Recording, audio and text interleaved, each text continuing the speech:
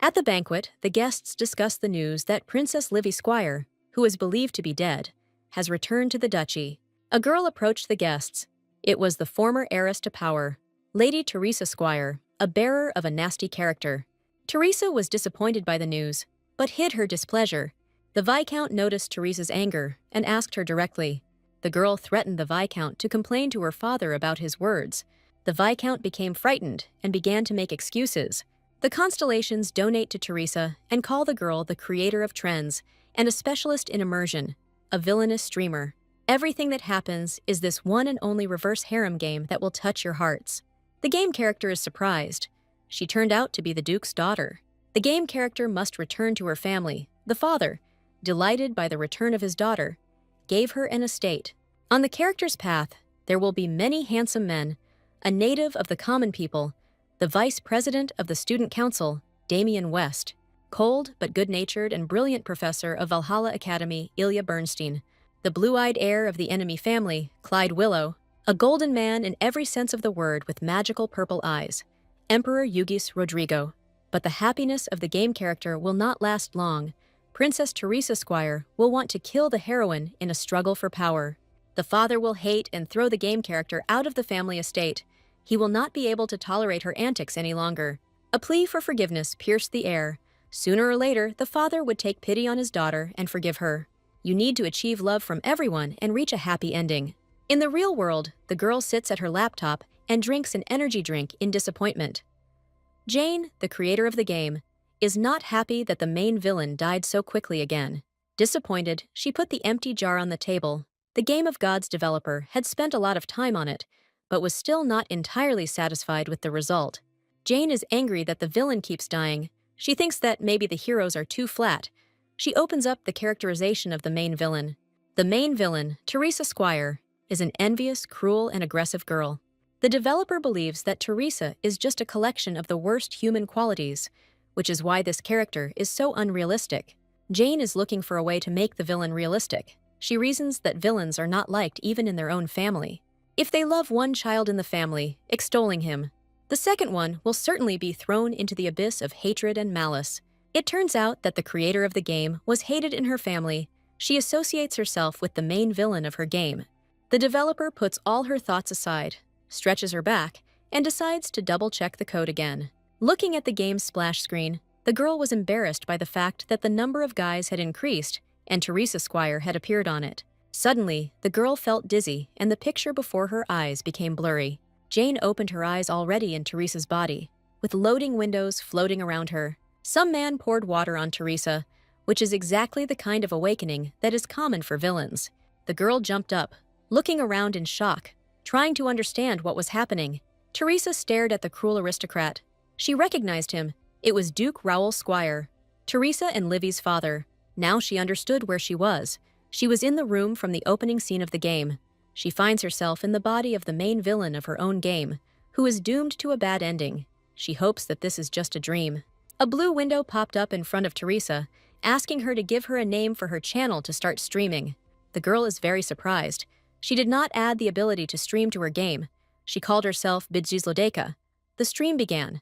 The Constellations viewers began to connect to the broadcast. While Teresa realized what was happening and thought about what to do next, Duke Raoul became increasingly angry.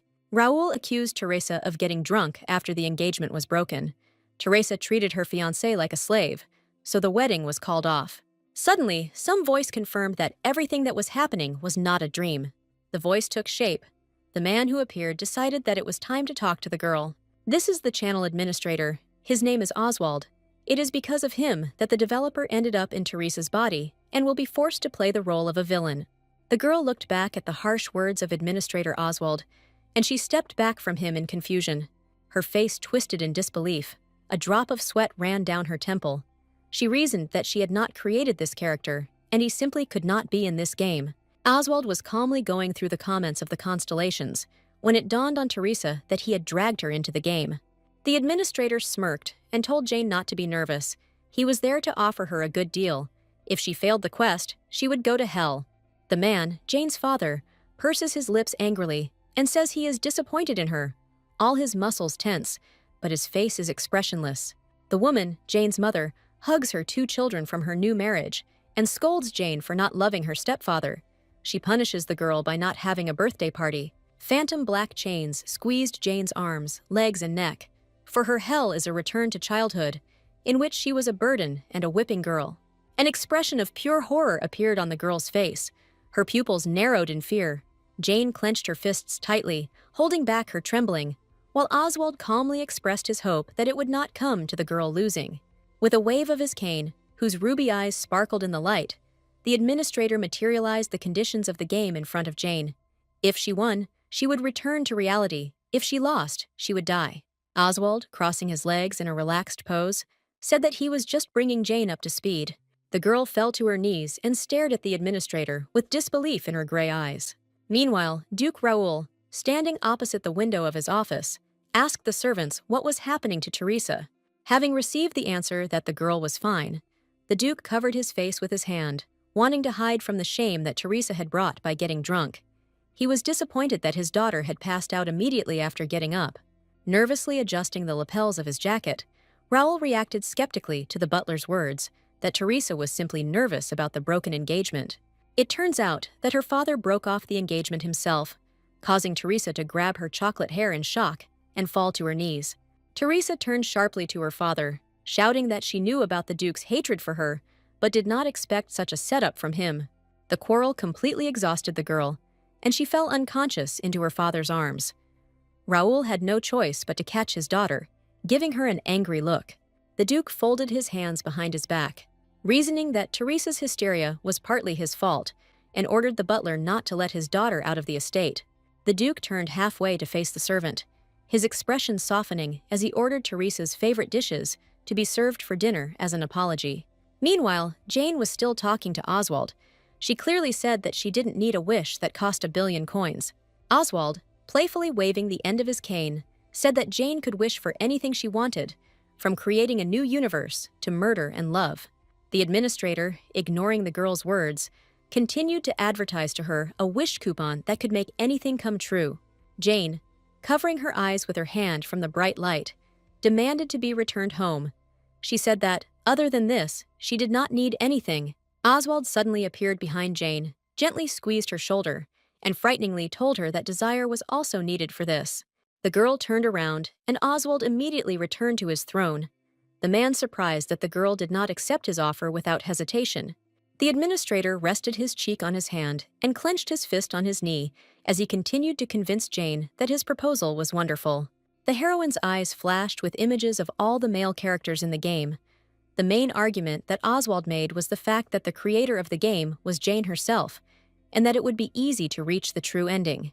The administrator showed her one of the endings, in which Libby marries a minor male character. Jane pursed her lips, her eyebrows furrowed nervously. She was in the body of a villain, so she knew that in this situation, this quest would only be more difficult to complete. Blonde-haired and green-eyed Princess Libby gently tucks a strand of her hair behind her ear, and is loved simply because she breathes. Standing in the darkness, Teresa clutches her elbow with one hand, nervous and scared, her eyes empty, made only for Livy to shine against her. Livy, in a white dress and with her hair down, is bathed in the light of love and adoration. She stands at the top, and the whole world revolves around her. Jane hunched her head and shoulders, nervously and disappointedly, thinking that the end of Teresa's story cannot be changed. She wrote it that way in the code. She does not believe that completing the quest is the only way. Oswald noticed for the first time that emotion was reflected on Jane's face. He liked it, so his lips stretched into a mocking grin. The administrator evaporated his chair, stood up, and manifested thousands of screens around himself and Jane. He looks at the girl intently and offers her to complete the quest and become part of the game, or complete the quest and return to her homeland. To confirm his words, Oswald roughly lifted Jane's head, propping her chin up with his cane. The girl pursed her lips, looking intently into the administrator's eyes. Disappointment and anger were reflected in the administrator's eyes. He said that previously the Constellation viewers chose violent genres, but now they wanted to enjoy romance. Oswald loomed dangerously over the girl and threatened her not to dare disappoint them all. He ran his hand deceptively gently through the girl's chestnut lock of hair and said that he hoped with all his heart for her success. Slowly disintegrating into soft purple code elements, Oswald asked Jane to become the best streamer. Having finally woken up, Jane, in Teresa's body, sat up on the bed, richly decorated with gold monograms, pushing the blue blanket away from her chest. The maids surrounded Teresa anxiously, informing her that they had tidied her up and changed her clothes. Teresa cast a blank glance at the maids, frightening them. It turns out that in place of the maid, a notification window about the start of a new quest appeared in Teresa's eyes. Completely ignoring the maid's apologies, Teresa demanded to know where her father was, to which the maids replied that the Duke was in his office. The girl jumped out of bed and in her nightgown went straight to her father. The maids tried to stop her, but were powerless. The girl opened her bedroom door, briefly noticing a comment about a request to see the main male character. Snorting skeptically at the audience's requests, the girl ran to meet her father. Thinking about what she should do, she came to the conclusion that the surest way for her to win was to win her father's love. She burst into her father's office in a completely inappropriate manner, and the man's face distorted in shock when he saw his daughter. Teresa called her father. The girl was disheveled from sleep and running, but her expression said that her news could not be delayed. The father called out to his daughter and scolded her for her appearance, and the butler Sebastian was sent home. The Duke rubbed the bridge of his nose wearily. He was already preparing to listen to Teresa's next stupid claim. The girl interrupted her father and said that she had seen the missing Livy. This news shocked the Duke. Raoul dropped his hands and looked in disbelief at Teresa, who looked calmly at him.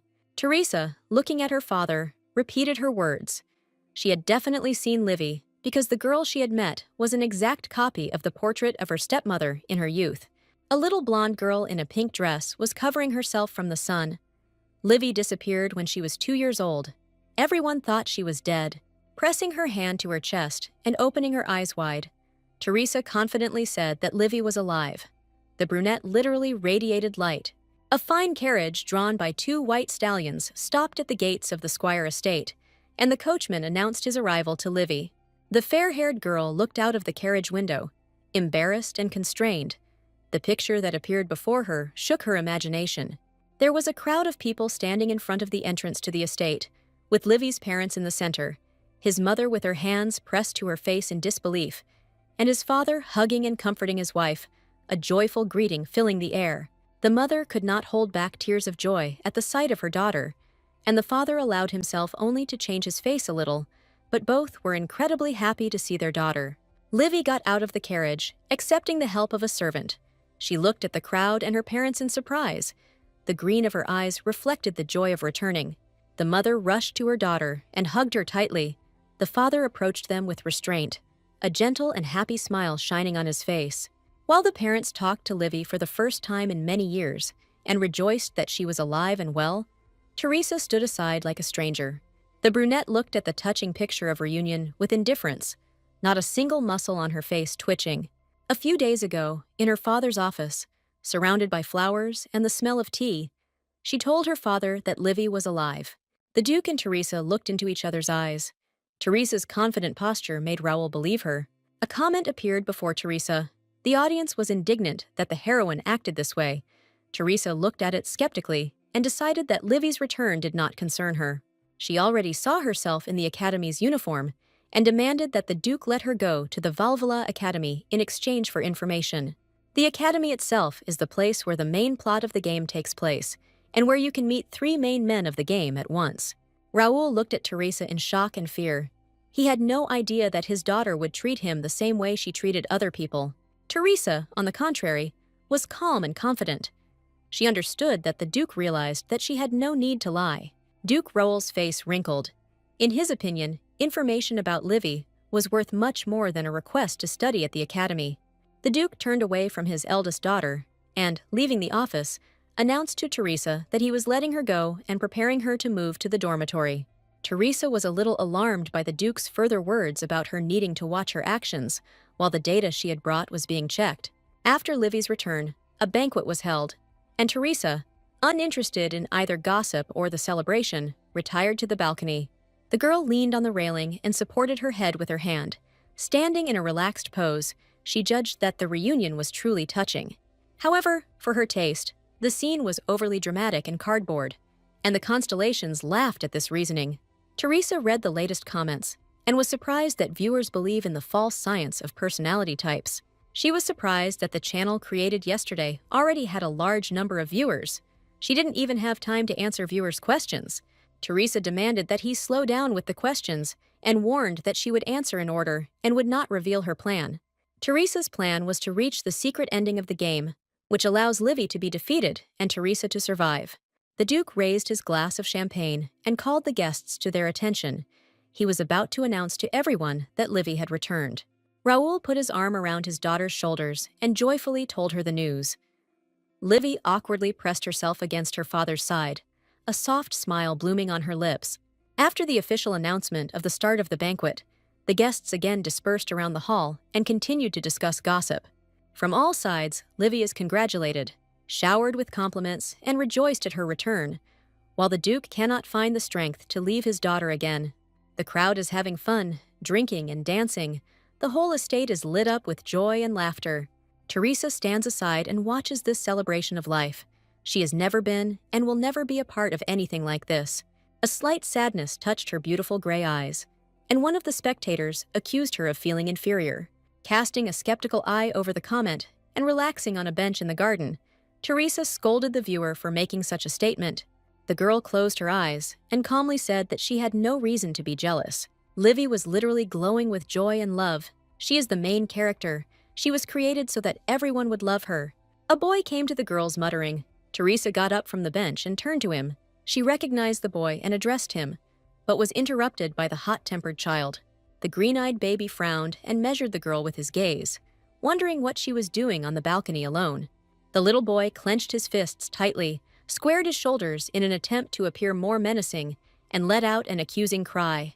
The boy is the youngest son of Duchess Rosanna, the woman who fans herself. Giuseppe Squire is a magically powerful man. The Academy became interested in him when Giuseppe was only 13. He is able to summon a huge amount of mana and not flinch. Giuseppe resembles an evil kitten. When he tries to provoke Teresa into conflict, the girl finds it funny and embarrassing. The boy pointed his finger at Teresa. The girl became increasingly uncomfortable from communicating with the hot-tempered child. She took a half-step back from him. The kid accuses Teresa of hating Livy, having overheard her conversation with the Duke, while Giuseppe makes a mistake in his sister's title and rudely points his finger at the girl. Teresa leaned over to her younger brother and calmly corrected him, but the child was forced to retreat. Teresa looks at Giuseppe calmly and indulgently. She is not angry with him, understanding his childish irascibility. Teresa remembered her past life, her younger brother's cry that their father didn't recognize her, and the coldness of her younger sister. Since childhood, the girl had it hammered into her head that she would never become part of the family, no matter how hard she tried. Breathing a sigh of relief and smiling, Teresa came to the conclusion that Giuseppe was simply an angel compared to her other acquaintances. Teresa tells her brother that he is very similar to her, which makes Giuseppe fall into a stupor.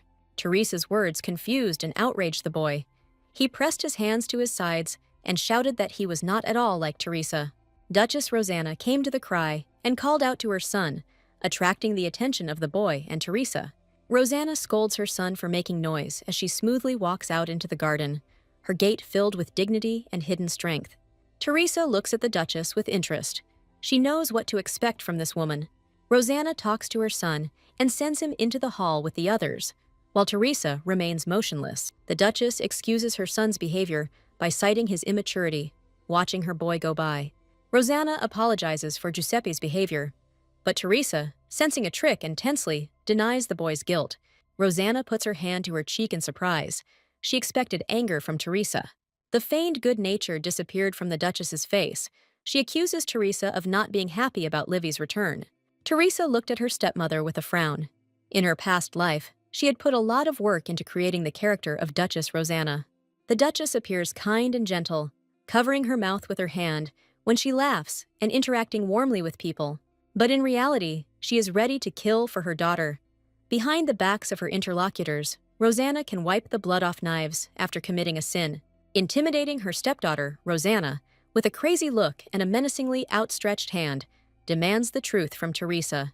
Grinning and judging that the Duchess was ready to kill her, Teresa prepared to give the woman a verbal rebuff.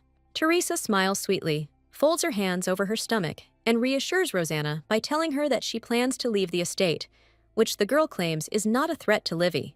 Rosanna steps back from Teresa and asks her again in shock, the wind blowing away the tension that had built up between the Duchess and Lady Teresa. Teresa gives in without a fight and acknowledges Rosanna's victory. She admits that Livy will be the heir. Shock runs through Rosanna's body. She expected Teresa to be Livy's main obstacle to the top. Returning to the room, Teresa does not even look at the Duchess, who measures her with an attentive gaze.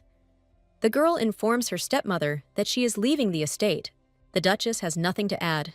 She senses a catch in Teresa's words, but the girl sounds too sincere, so the woman decides to wait. A few days later, Teresa enters the room and shouts at the servants. She does not understand what they are doing. She scolds them for being slow, but there is not an ounce of anger on her face. She commands what and where to put. Teresa is stern, but not rude to the servants. This is not her usual behavior. One of the maids calls out to the girl. Teresa is surprisingly calm. The girl crosses her arms over her chest and asks what the carpet is made of. Upon learning that it is made of wool, she orders it to be laid on the floor. Teresa rubs her neck tiredly and watches the servants. She has been up since morning preparing Livy's room, so she's already hungry. The kind commentator asks Teresa to eat and promises to throw coins. The girl reminds herself that the coins are important to her too. Teresa calls out to the maid, who, frightened, puts aside everything she is doing and goes to her mistress. The maid is sure that she will be punished.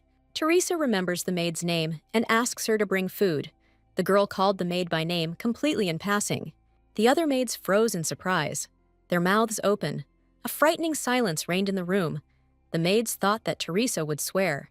Teresa was embarrassed by the atmosphere that had settled in the room. A drop of sweat ran down her cheek. She guessed the thoughts of the servants. Surprising the staff, Teresa calmly informed the named maid that she was going to study in her office and was waiting for lunch there. The servants whispered behind Teresa's back as she left, while she realized the complexity of the life of a villain. The girl closed the doors of her office and looked at the books she had to read. Teresa called up her status window and saw that although her magic was top-notch, her intelligence was lacking. Carefully studying her status, the girl became convinced that everything was exactly as she had created it. A notification window appeared in front of Teresa, who was thoughtfully biting her finger, indicating that viewers were interested in what she was thinking. Leaning over the books and leafing through the pages, the girl replies that she was thinking about her performance. Teresa summoned a magical grain, a purple flash softly enveloping the girl's delicate hands. The princess casts a spell and the grain begins to grow, confirming that her magic level is high. When Teresa looked at the magical spark, magical stars of joy were reflected in her eyes. The audience praises the happy girl and really enjoys watching her reaction to magic. Embarrassed by all the attention, Teresa dispelled the magic and happily muttered that she could use magic without training. Teresa discussed her stats with the audience and came to the conclusion that since she was doing great with magic, she needed to focus on increasing her intelligence. Teresa began to read the book out loud thoughtfully. She found out that the magic in this game is based on certain techniques. Looking at and studying the pages of the book, Teresa came to the conclusion that magic is like mathematics. The higher the level of magic, the more difficult it is. Joyfully and excitedly reading the books, Teresa became convinced that magic is very logical, and the girl literally glowed from this knowledge. The constellations, discontentedly but cheerfully, demanded that the girl buried in books explain her plan of action. Thoughtfully running her eyes over the pages, Teresa began to answer the viewers' questions. She said that having a large supply of mana does not make a person a strong magician. Teresa had already imagined herself as a powerful magician. She reasoned that one must have high intelligence in order to use high-level magic.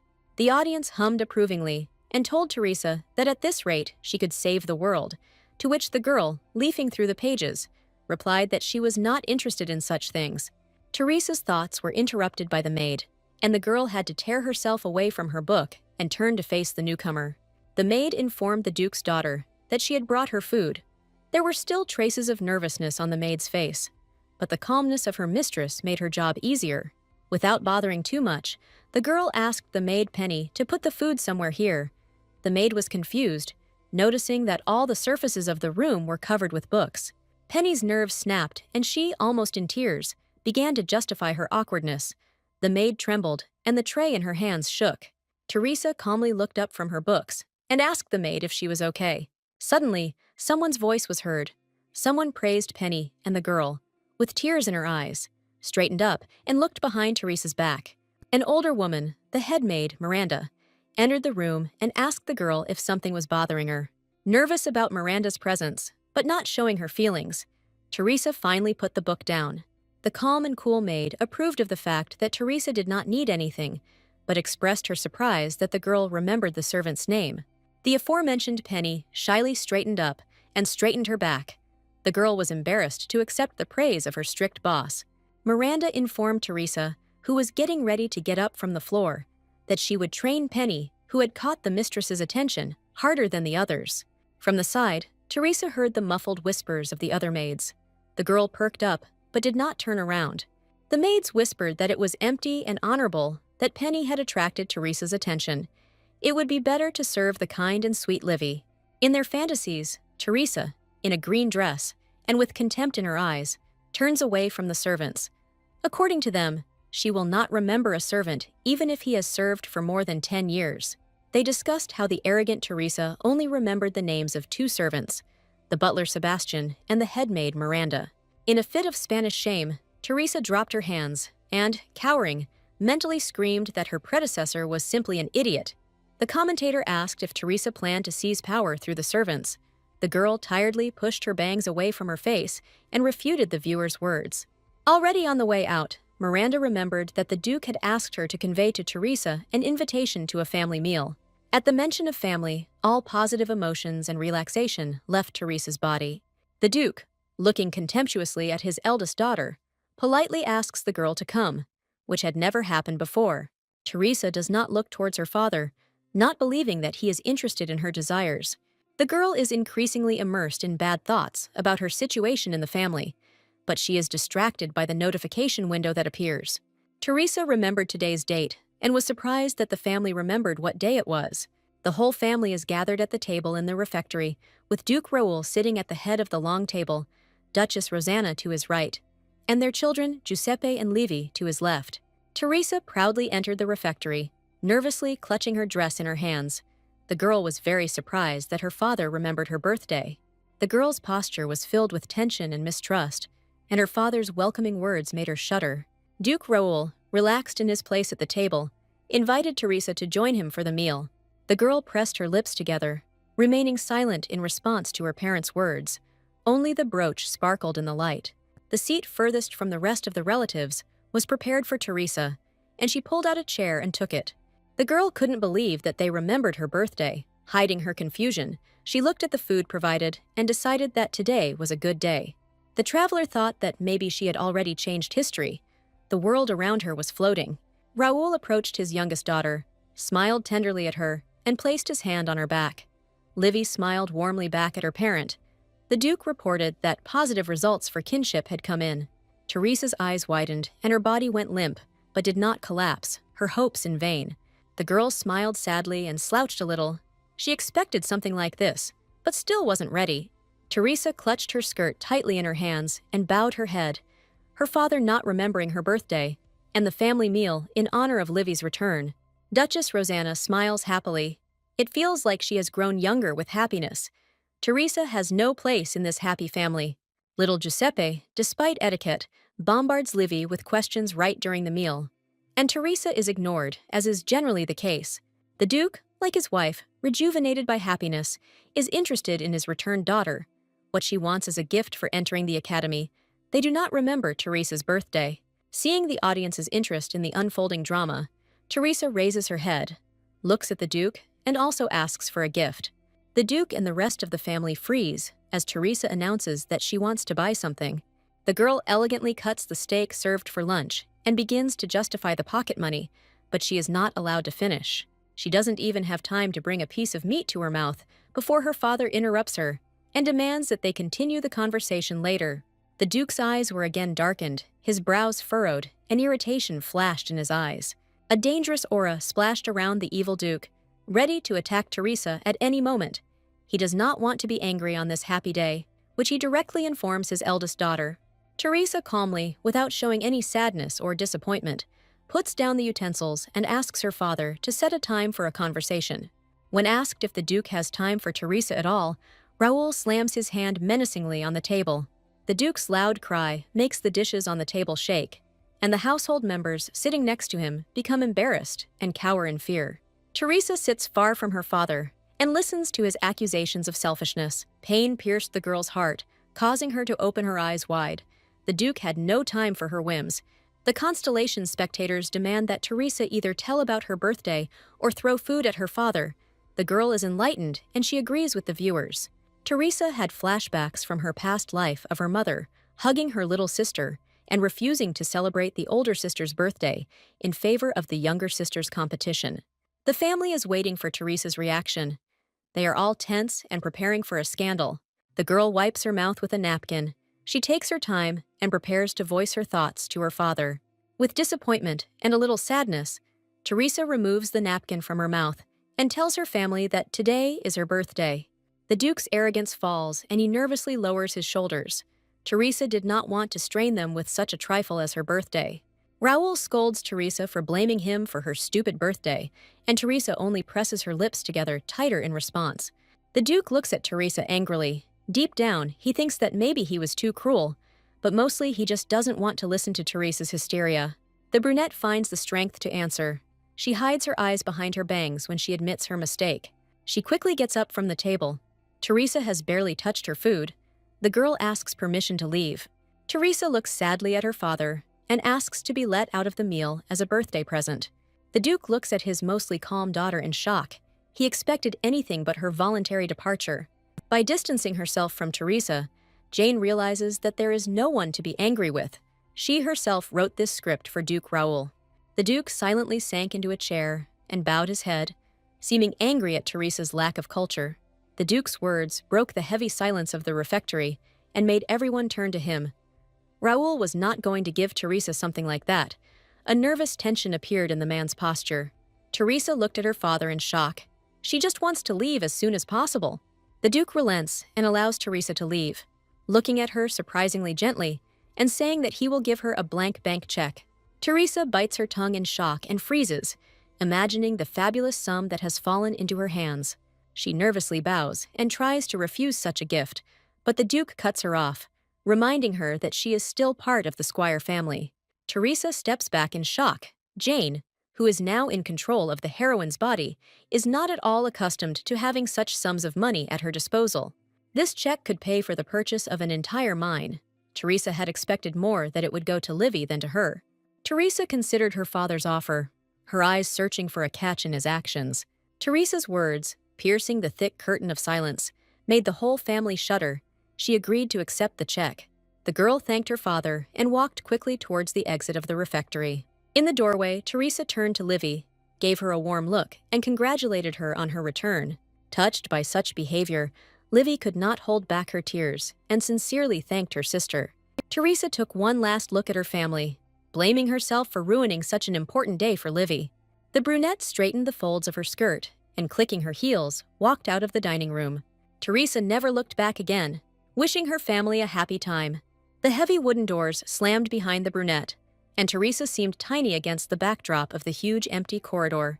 Phantom coins rained down on the girl, and the audience was delighted by her actions. The Constellations decided to raise the rank of Teresa's channel.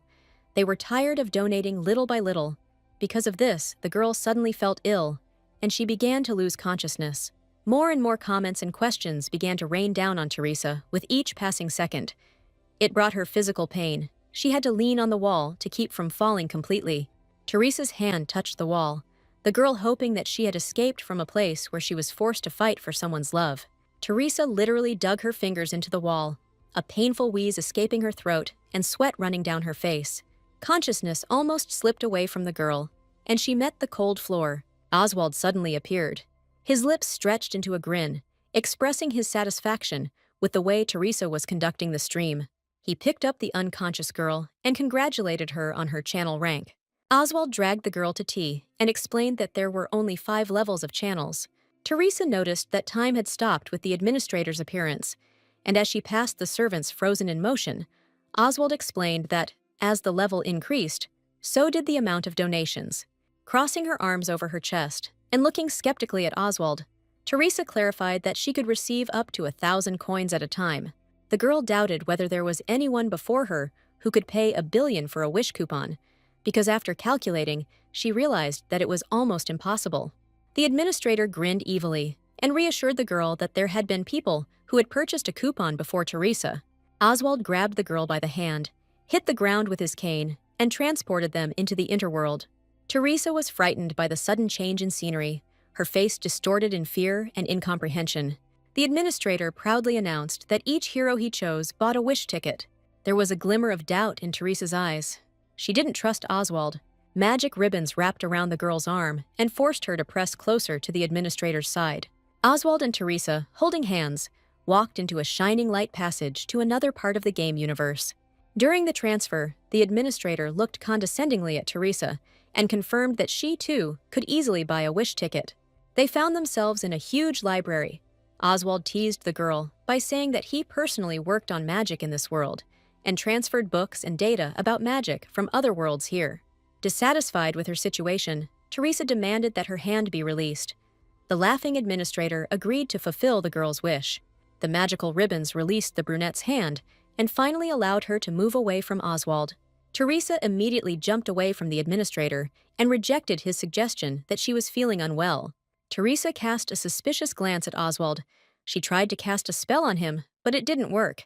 Looking at Oswald, who was calmly reading, Teresa mentally exclaimed that she didn't understand who this administrator even was. Noticing the girl's gaze, Oswald grinned and noted her activity. Teresa clearly felt better. It turned out that Teresa put off her illness only because she needed to quickly get the required amount of coins. Once again, the girl asked the administrator about his specific purpose. Teresa crossed her arms over her chest and announced her observations to Oswald. She was sure that he had visited her for a reason. The administrator grinned and replied that he didn't need anything from Teresa. Oswald, as the channel administrator, is obliged to check the condition of his ward. There is nothing scary or unusual about this. The administrator placed his hand on the books and hung over the girl. He looked menacingly down at Teresa and announced that the audience was delighted when Teresa and he interacted. Oswald's eyes lit up with a dangerous blue fire. His aura began to literally suppress the girl. The brunette tensed up and pursed her lips. She prepared to defend herself from the administrator's attacks. Oswald, like a predator who has trapped his prey, invited the girl to get closer to him. The girl swallowed nervously. She realized that the administrator was several steps higher than the constellations. Oswald moved closer to the girl's face and grabbed her around the waist, preventing her from moving away or moving. The administrator is the god of the game's multiverse if he gets bored or wants a change of scenery.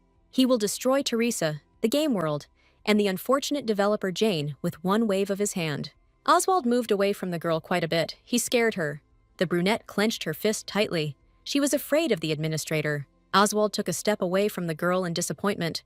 He was convinced that Teresa had no intention of playing friends with him. Teresa sympathized with the administrator, but admitted that she was afraid of him and did not want to deal with him. Oswald looked at the girl with understanding. He does not deny that he scared her. Teresa kept her fear under control outwardly, but her eyes showed horror and distrust. Oswald glanced at the girl with satisfaction and appreciated her honesty. There is no point in hiding anything from Oswald. He is an administrator, he is a deity, he sees through everyone and everything. Oswald knows perfectly well what Teresa thinks and feels. He knows perfectly well all her skills and level. The administrator deceptively gently stroked the girl's cheek. Teresa froze in fear and looked at the man's hand. Oswald's lips stretched into a predatory grin as he hovered over the girl again. Jane is just his toy. He feels nothing for her. The administrator finally announced that Jane no longer existed, and only Teresa remained. The time has come to return to the game world and continue the story. Oswald snapped his fingers and transported the girl into the game world. Time resumed its flow. The servants began to move again. The administrator reminded the girl that she needed to stick to her assigned role. Oswald's hand came dangerously close to the girl's face and neck. Teresa swallowed the lump in her throat. The administrator whispered in Teresa's ear that the constellations would only return if she continued to behave according to the script. Oswald left the girl's company, turning the corner of the corridor into the estate. Teresa followed him, but around the corner, there were only 2 maids cleaning up the glass. Disappointment at her own helplessness flashed across Teresa's face. The servants thought that the reason for the mistress's displeasure was in them, and immediately began to apologize hastily and crumpledly. The maid, without ceasing to apologize, admitted that she had broken part of the dinnerware and hastily began to clean up after herself. The picture in Teresa's eyes lost clarity. In the last seconds, she decided that she had to destroy Oswald. At that moment, Duke Raoul was walking down the corridor, accompanied by his faithful butler, Sebastian. Teresa collapsed to the floor right before the Duke's eyes, whose eyes widened in shock and concern. At that very second, Raoul rushed to his unconscious daughter, who lay limply on the floor. The worried Duke, illuminated by the evening sun, sat opposite his daughter's bed and inquired about Teresa's condition. The summoned doctor put his instruments in a large bag and announced that the girl was fine and was now sleeping. Teresa was lying peacefully in bed. She fell down because of dizziness, and after taking medicine, she will feel better. Raoul scolded the butler for putting Teresa to bed in the side room, but Sebastian was not to blame for this. The girl had chosen her herself. Raoul looks at his daughter with a bit of tenderness and misunderstanding. He is surprised that the proud Teresa chose a small, abandoned room. For the first time in many years, the Duke thought about his attitude towards his eldest daughter. He was worried that he had not paid attention to the girl. Sebastian began to calm him down. Looking at the face of his daughter, lost in a restless sleep, the Duke continued to rethink Teresa's behavior. Raoul felt something strange towards his eldest daughter. His heart sank in a strange way. The Duke remembered how Teresa had behaved at the meal. He thought it was a new way to tickle his nerves. But Teresa suddenly became very different from her former self, and Raoul came to the conclusion that the girl had simply grown up. Rubbing the bridge of his nose nervously, Raoul fell into deep thought and began to remember Teresa's childhood. The Duke didn't even have time to notice how Teresa had transformed from a sweet little girl into a grown-up woman. He glanced one last time at the girl, who was frowning uneasily in her sleep, illuminated by the setting sun. Raoul left the girl alone, deciding that she needed peace and quiet. As soon as Teresa woke up, viewers inundated her with comments and questions that demanded an immediate answer. Teresa was unaware that her father had seen her fall and was concerned about her condition, spending some time next to her as she slept. While the girl was sleeping, the spectators entertained themselves with donations, which seemed strange and pointless to Teresa. 3 girls entered the room. These were Teresa's personal maids. They asked how their mistress was feeling. Getting out of bed, Teresa asked the maids to help her get ready, and the servant girls agreed without question. The maid in a bluish-green dress began to do Teresa's hair. At that moment, there was a knock on the door. The brunette wondered who it could be. The girl stood up and allowed the knocker to enter, her face distorted in slight disbelief and worry. As soon as Teresa gave permission, workers entered the room. They carried new furniture. The beautiful pieces of furniture quickly found their places in the room. Teresa shuddered in shock and froze, thinking about what was happening. She did not understand who, and most importantly, why, sent the workers. While the workers were putting in new furniture and taking out the old, Teresa asked them what was going on and who had ordered the interior renovation. The worker replied that they were acting on the orders of the Duke, who was concerned about Teresa's dignity. At first, the girl doubted, but, realizing that everything was for free, she did not complain. Although the Duke's concern seemed strange to her, she calmed down, deciding that since this act of unprecedented generosity had visited her, she would not refuse it. Teresa was invited to go out into the garden. In the garden, right in front of the gazebo, an emerald carriage was waiting for Teresa. Duke Raoul had given the means of transportation to Teresa as a birthday present. Teresa did not believe what was happening and asked the butler again. Sebastian replied that it was not a mistake. The carriage really did now belong to Teresa. Teresa was embarrassed. She had already received a cash check. A carriage was too much. Without thinking, she voiced her thoughts to the butler. Calmly closing his eyes, the butler conveyed the Duke's words that the carriage was indeed a birthday present. Sebastian told the confused and distrustful Teresa that the Duke considered the carriage a necessary gift for her 22nd birthday. Teresa still did not give up her thoughts that a carriage was too much. In the original, no one gave Teresa a carriage. Teresa was distracted from her thoughts by her father's voice, which announced that these were all her birthday gifts. The Duke, Duchess, and Giuseppe came out into the garden. Raoul inquired about Teresa's well-being. This day really turned out to be good, as did the girl's health, which Teresa immediately voiced to her father. The girl was surprised that her father regretted forgetting Teresa's birthday.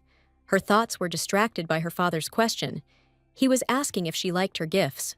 The girl took the soft blue skirt of her dress in her hands, put her hand to her chest and curtsied. Smiling tenderly, Teresa looked down and thanked her father, voicing her delight. The father looked at his daughter with shame. He couldn't believe that the aggressive and impudent Teresa was behaving so tenderly and docilely. The girl looked carefully at the Squire family. Her gaze caught on little Giuseppe. The green-eyed boy looked at the carriage with interest. He clung to his mother, although he really wanted to run up to the means of transportation. It dawned on Teresa that this was the age when little boys began to be interested in all sorts of cars. The girl leaned towards Giuseppe, looked at him tenderly, and allowed him to come closer to the carriage. The boy shuddered in fear in response. Teresa pressed the gilded handle of the carriage, asking the boy if this was the first time he had seen a carriage. When the carriage door swung open, the interior of the carriage appeared before Teresa and Giuseppe. Teresa calmly examined it, and Giuseppe looked at it all with admiration. Teresa began to talk out loud about the cost of the carriage. Giuseppe did not pay attention to this, and the Duke and Duchess were very surprised. Teresa was deep in thought, literally not paying attention to the world around her. Standing next to the carriage, the girl expertly examined the simple but high-quality construction of the means of transportation.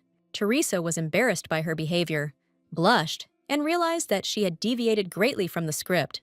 The audience called her a nerd. Giuseppe looked suspiciously at his older sister and demanded to know how she knew this. The sound of footsteps distracted the boy and Tess. Giuseppe looked happily at the man who appeared. Teresa turned around and also noticed the man who had appeared. It was Libby who arrived, the blonde awkwardly tucking a light strand of hair behind her ear. Teresa could not have not known the composition of the carriage. She personally designed it for Libby in her past life. Libby looked at Teresa awkwardly. She was clearly hiding something behind her back in her hand. Libby came closer to her sister and enthusiastically said that the carriage was very beautiful. Teresa felt awkward talking so closely to her younger sister, but she didn't dare to distance herself from the game's main character. In fact, Libby didn't even look at the carriage. All the blonde's attention was focused on Teresa. Teresa thought she should just go back to her room, which shocked Libby. Libby reached out her hand to the brunette, not wanting her to leave. Libby grabbed her older sister by the elbow, her whole appearance showing that she wanted to get closer to Teresa. The blonde handed her sister a small white box. The gift looked completely unremarkable. It was a belated birthday present.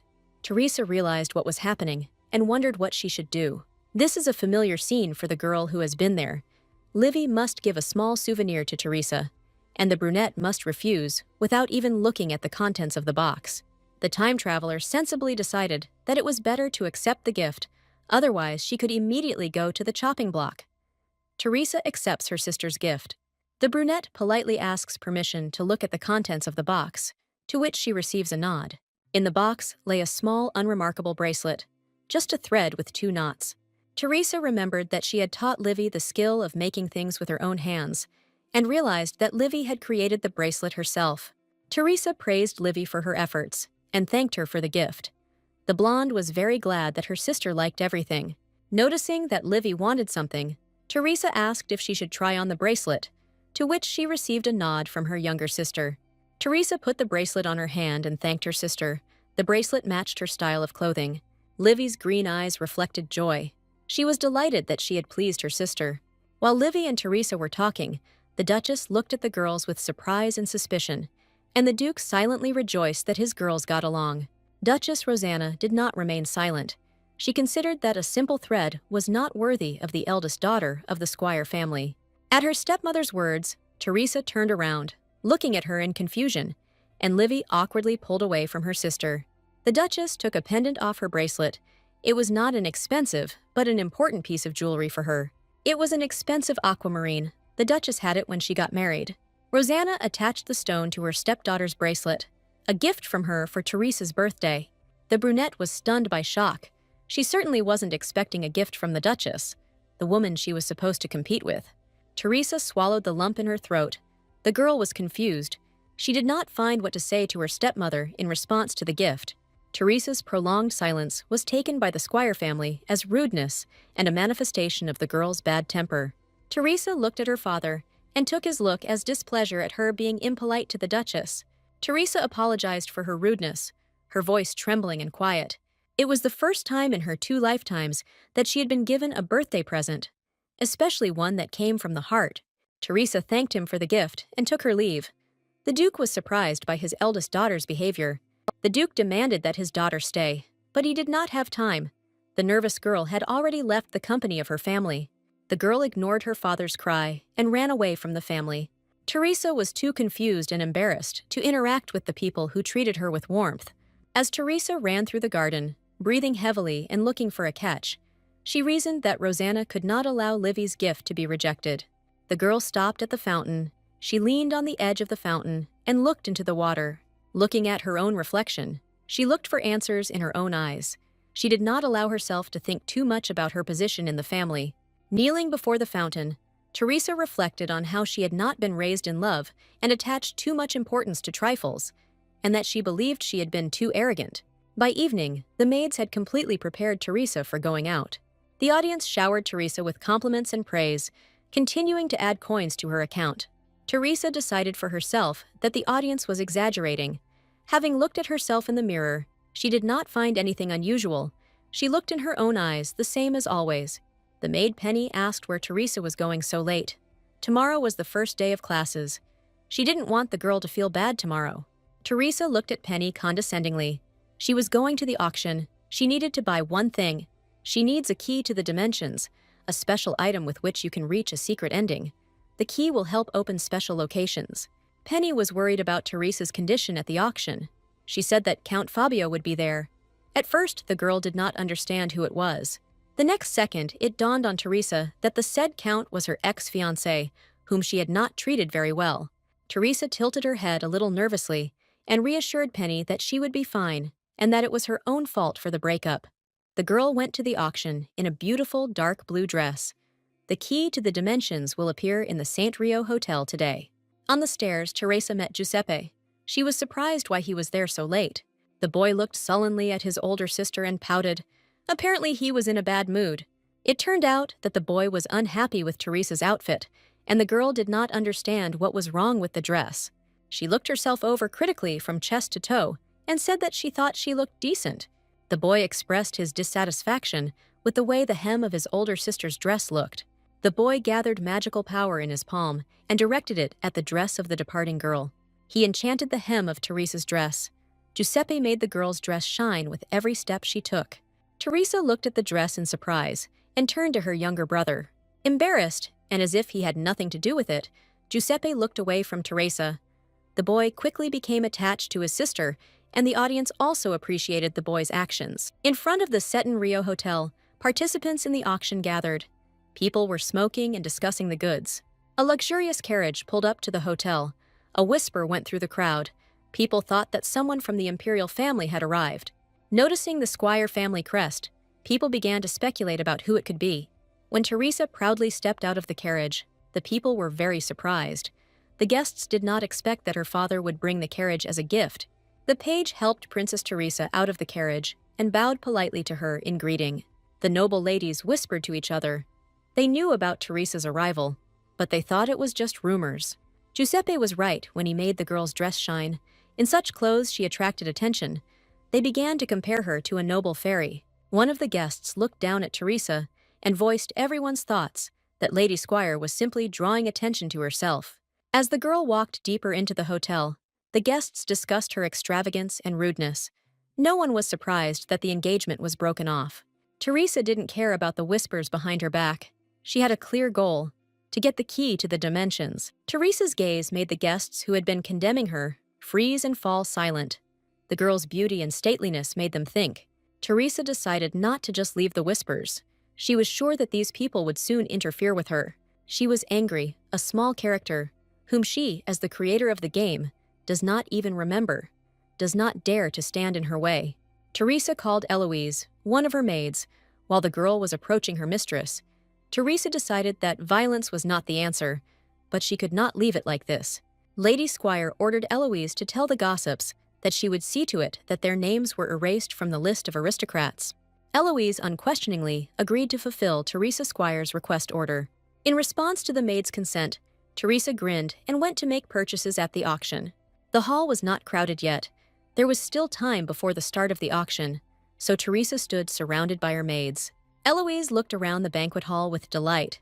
She had only heard about banquet halls like this before. While Teresa was drinking champagne, the maid decided that not all aristocrats could afford to host such a rich banquet.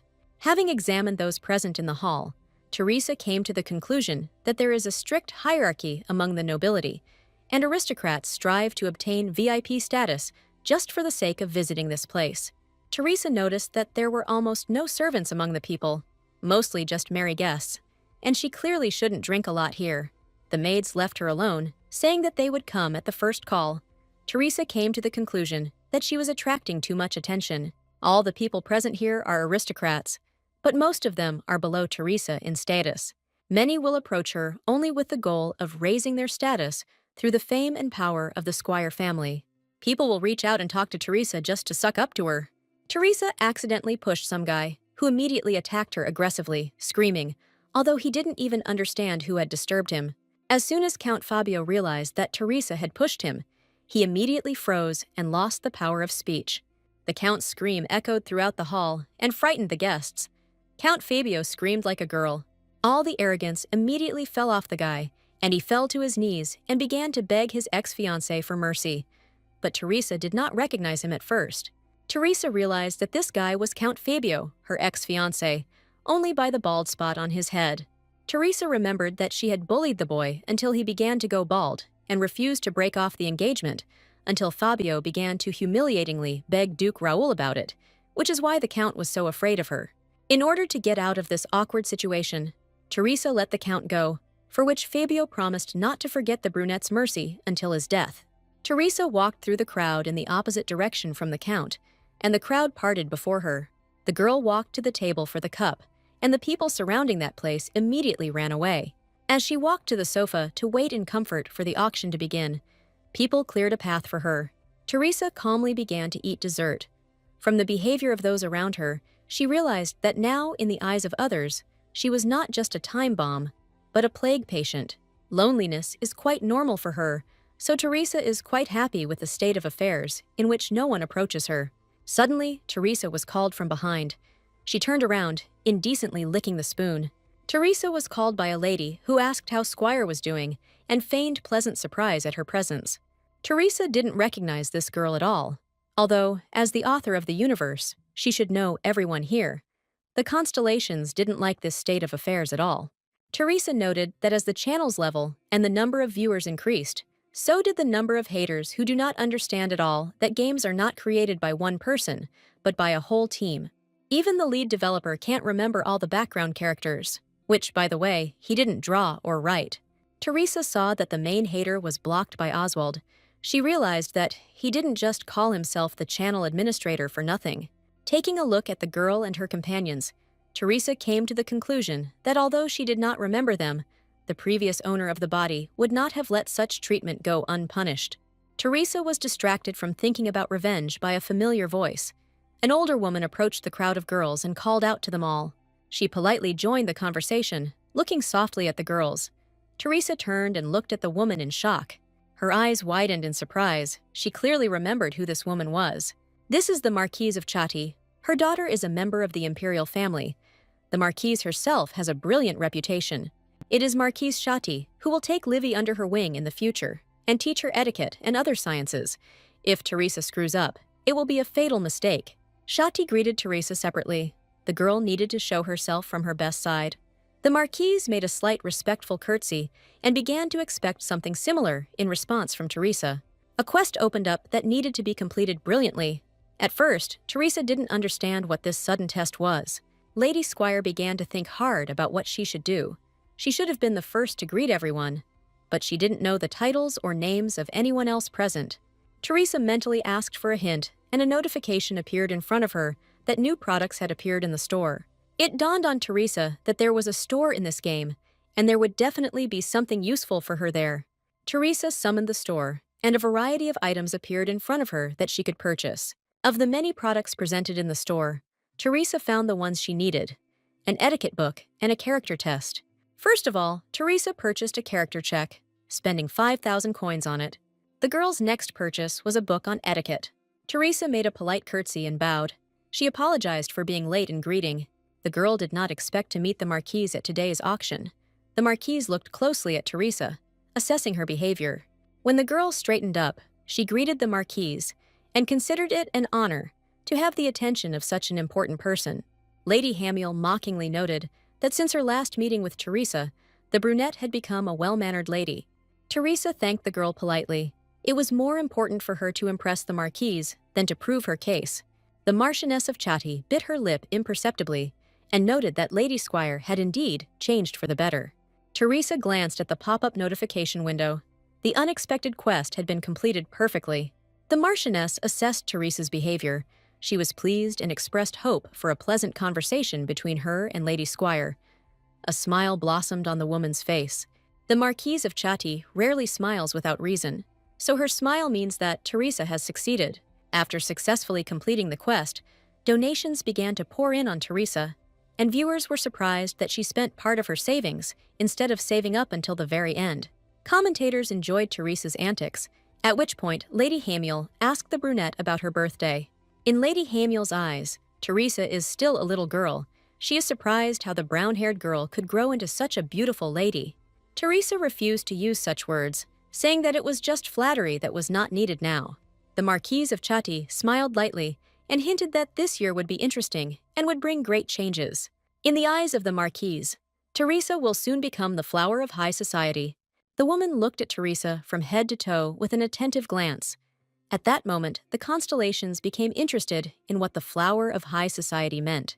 Teresa began to mentally explain to the audience the meaning of this title. In order to reach the end with the Emperor, you must definitely stand out at the ball, which takes place in August. The Emperor himself must place a wreath of white lilies on the heroine's head. Calmly dismissing these thoughts, Teresa came to the conclusion that this had nothing to do with her. She was a villain, not a heroine, and planned to focus on her studies. One of the girls noted the bracelet that sparkled on Teresa's hand. Livy's gift was with her after all. The question of where the brunette got this bracelet from did not take Lady Squire by surprise. Teresa touched the bracelet and smiled softly. The decoration stood out because it did not suit the status of the heroine.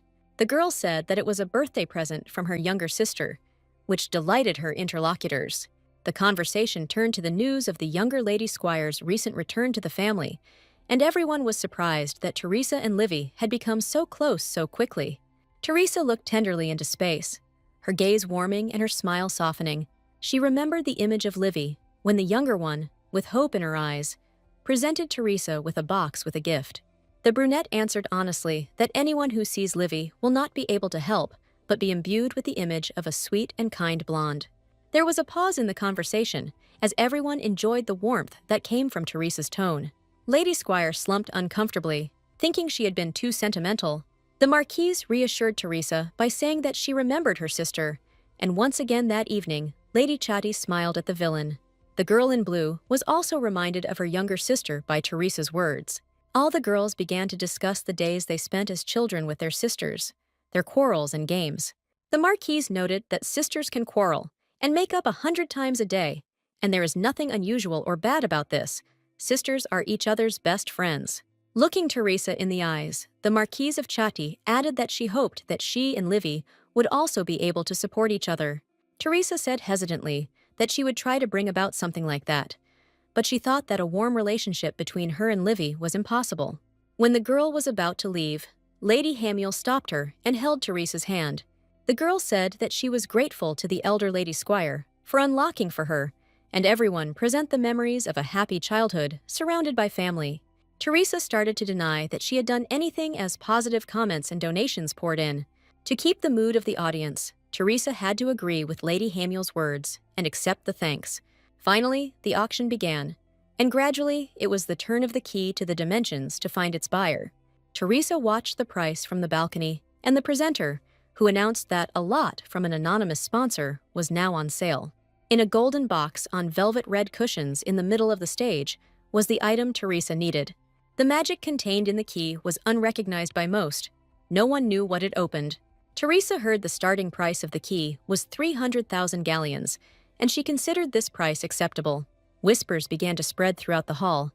The name Magic Key is certainly interesting, but it's just an antique key. Someone raised the bet to 400,000. The host asked if anyone was ready to raise the bet even more, or the key would go away. Teresa raised her hand, and got the host's attention with clear words. She was ready to raise the stakes. Teresa set the price at 1,000,000 galleons. The host's voice wavered as he confirmed the bet. Teresa's face opposite was expressionless. A wave of sighs and whispers passed through the rows of auction participants, and everyone could not contain their interest and turned to look at Teresa. Teresa's calm face was only lit up with impatience as the host announced that the lot was going to Teresa Squire for 1,000,000 galleons. When Teresa arrived home, she decided to put her plan into action and show the audience what she needed the key for. Talking to the audience and understanding their interest, Teresa took the key out of the box. The magic key glittered in the light. The girl mentioned that she had chosen this room for a reason. The girl happily waved the key, showing it off to the constellation spectators. She inserted the key into the keyhole, and the room was illuminated by a bright light from the keyhole. Behind the door that opened after using the key was a storage room for magical items. The girl finished reading the spell and entered the vault. What she saw shocked all the spectators. Teresa explained that the vault that had opened was the secret fund of the previous Duke of Squire. It can only be opened with the dimension key, because both the room itself and the key are hidden Easter eggs from the developers. The commentators are delighted, and Teresa begins to look for a specific thing. From the chest of jewels, the girl took out a silver brooch with an amethyst. Teresa activated the spell on the ancient brooch. It is not a simple decoration, but a key to a pocket dimension. Teresa looked happily at the brooch shining with magical flame. Commentators were worried about what would happen to all the things in the storage if the brunette lost the brooch. But Teresa laughed and reassured them that the brooch was connected to its owner and could not be lost. Teresa is glad that the audience liked the in-game rules, and the questions are over. In fact, the key to the dimensions opens 2 Easter eggs, the vault and the secret ending. Joyfully reading the comments, Teresa thought cheerfully that all the constellations thought that the key only opened the treasury. At this stage, the game training has come to an end. Tomorrow the real game will begin, in Teresa's case, for life. In the Academy library, a white-haired guy was sitting on the windowsill. He was keeping a close eye on what was happening in the garden of Valhalla Academy.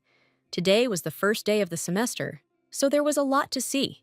Teresa's carriage pulled up to the entrance of the academy, attracting public attention with its sophistication and beauty.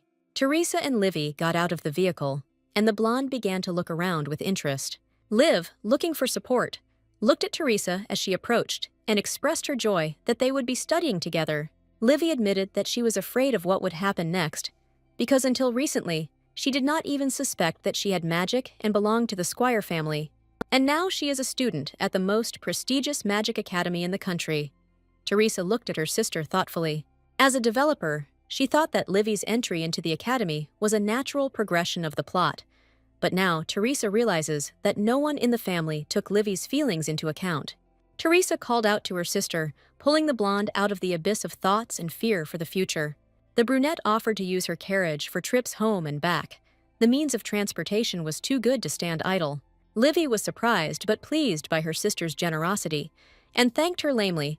Teresa thought that the carriage was originally supposed to belong to Livy. As the girls walked towards the academy gates, Livy expressed her confusion that people were paying attention to them. Teresa explained to herself that everyone was afraid and studying the villainess. For Livy, Teresa had another explanation for the increased attention. She said that beautiful new girls always get increased attention. Livy blushed from the brunette's hidden compliment. Teresa herself was distracted by the comments of the stars. The viewers want to see the main man of the whole game. Teresa explained to Livy that the ceremony itself would take place in the assembly hall and offered to take her sister there. The girls were interrupted and frightened by the hubbub of female screams.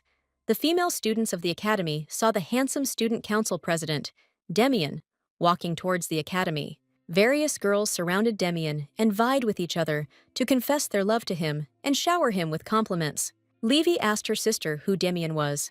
Teresa told the blonde that he was the president of the academy's student council. Livy was trying to spot the guy in the crowd with interest, and Teresa just wanted to check something, and Damien's presence turned out to be to her advantage.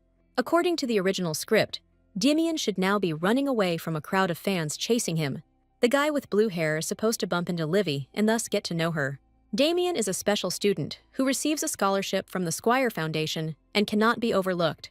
Teresa stood quietly and waited for Damen to meet Livy and show her a sweet scene. Suddenly, Damen crashes not into Livy, but into Teresa herself.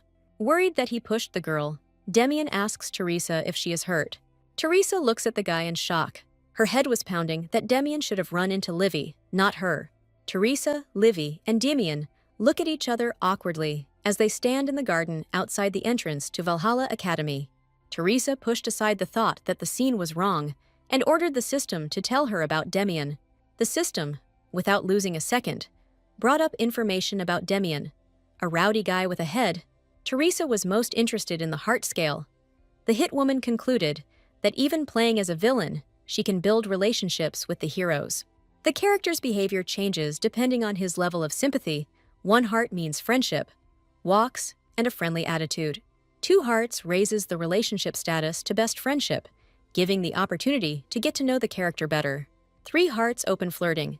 The character shows signs of attention to the girl and invites her on a date. 4 hearts mean love.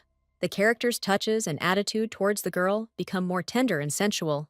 And finally, the 5 hearts lead to the true ending, to a happy ending from now until the end. The black hearts that Damen had towards Teresa signify hatred and hostility. This is the exit to a bad ending. 1 heart is wariness, 2 is anxiety, 3 is a sign of threat, 4 black hearts show killing intent, and 5 shows that a bad ending has occurred. To summarize, the black hearts are a warning to the player. At the first meeting, Damen shows 1 black heart to Teresa. The girl is obvious what it is because of the constellation's spectators, watching the glances between Teresa and Damen, began to watch closely how the girl would achieve this male character. Teresa is supposed to look down on Damen because he is a commoner, but Teresa decides to act in a way that will increase his sympathy level. Teresa smiled sweetly at Damen, tucking a strand of hair behind his ear, greeted him, and asked how he spent his holidays. Damien's eyes widened. He expected anything from the villainess, but not a nice attitude towards himself. Damen noted that Teresa was in a good mood today. The girl replied that there was a reason for this. Teresa motioned for Livy to come over and introduced the cute blonde to Damiana. Livy lowered her hands in embarrassment and looked away with her green eyes when Teresa introduced her to the student council president. The reason Teresa was happy was the return of her little sister. Livy herself started a conversation with Damen and introduced herself to him. The guy awkwardly greeted her in return. While the blonde and the blue-haired man were talking, Teresa decided that even if she couldn't gain his sympathy, she would avoid death if she was kind to Damen. Damen noticed something strange in Teresa's behavior and cast a suspicious glance at her with his yellow eyes. Hiding her embarrassment and self-interest, Teresa asked the guy if Damen was going to help organize the entrance ceremony. Teresa compared Damien's view of himself to a programmer's view of a small but significant bug in the code. The brunette smiled sweetly at the guy, pushed Livy towards him, and asked him to accompany her younger sister to the gathering place for freshmen. Damen agreed to help Livy get to the meeting place, but noted one thing. The guy looked down at Teresa angrily and asked how she knew he would be helping with the entrance ceremony. Damien's glasses slid down in surprise, and the guy asked Teresa again how she knew that he would be helping with the initiation ceremony. Looking at the guy's face, Teresa mentally chuckled. Being a developer, she knows even more. Smiling at the young man, Teresa said that everyone knew about his role in today's event. Teresa again attempted to hand over responsibility for Livy to Damen, but was interrupted by an angry shout. A pink-haired girl approached the trio, breathing angrily. She had clearly come to get even with Teresa. Livy peered uneasily over her sister's shoulder, as Teresa recalled the person who had interrupted them. Mimosa Brown, who arrived, saw that Teresa and Damen had bumped into each other and were talking, and she demanded that the eldest lady Squire move away from Damen. In Valhalla, the main principle is equality. But even here, few could afford to communicate with Teresa on equal terms, much less be rude to her. Only Mimosa Brown allowed herself to communicate frivolously with the eldest daughter of the Squire family. Mimosa Brown is just as much of a villain as Teresa. Her mother is the Emperor's sister, so Mimosa is part of the imperial family. Her amethyst eyes indicate that imperial blood flows in her veins. Mimosa roughly pushed Teresa in the shoulder, pushing the brunette away from the blue-haired boy. Lady Brown decided that the villainess dared to flirt with Damen. The guy got nervous and felt awkward because Mimosa reacted so aggressively to a simple conversation with him. Teresa grabbed Mimosa's hand with hers and squeezed it gently but firmly, stopping the physical assault. The brunette smiled sweetly, greeting Mimosa as if they were friends and not competitors for unofficial power in the academy. Mimosa pushed the brunette away from her in shock and jumped away from her, tearing her hand out of Teresa's palms. The eldest daughter of the Squire family introduced her younger sister Libby to Mimosa Brown and asked her not to disturb the blonde in the future. Teresa leaned towards Mimosa's ear and whispered threateningly that if Livy was offended, the brunette could not guarantee the offender's safety. Mimosa jumped away from Teresa in fright and anger. The brunette dared to threaten a member of the royal family. Teresa looked calmly at Mimosa. In fact, she warned Lady Brown to protect the pink-haired one herself. Livy stands above the imperial family because she is the main character of the game. If Mimosa Brown dares to stand in Livy's way, she will undoubtedly die. Teresa, Livy, Mimosa, and Damen were surrounded by a crowd of academy students. The students were discussing that Teresa and Mimosa were arguing again, and all because Squire Sr. greeted Damen. Someone mentioned that Teresa was the president of the Brides of Clyde Club, which caught the girl off guard. The girls discussed how Teresa only saw Clyde, and that the brunette would never pay attention to anyone else. Teresa blushed. All her arrogance was knocked off her. Clyde's Brides are not just a club, but a real fan club.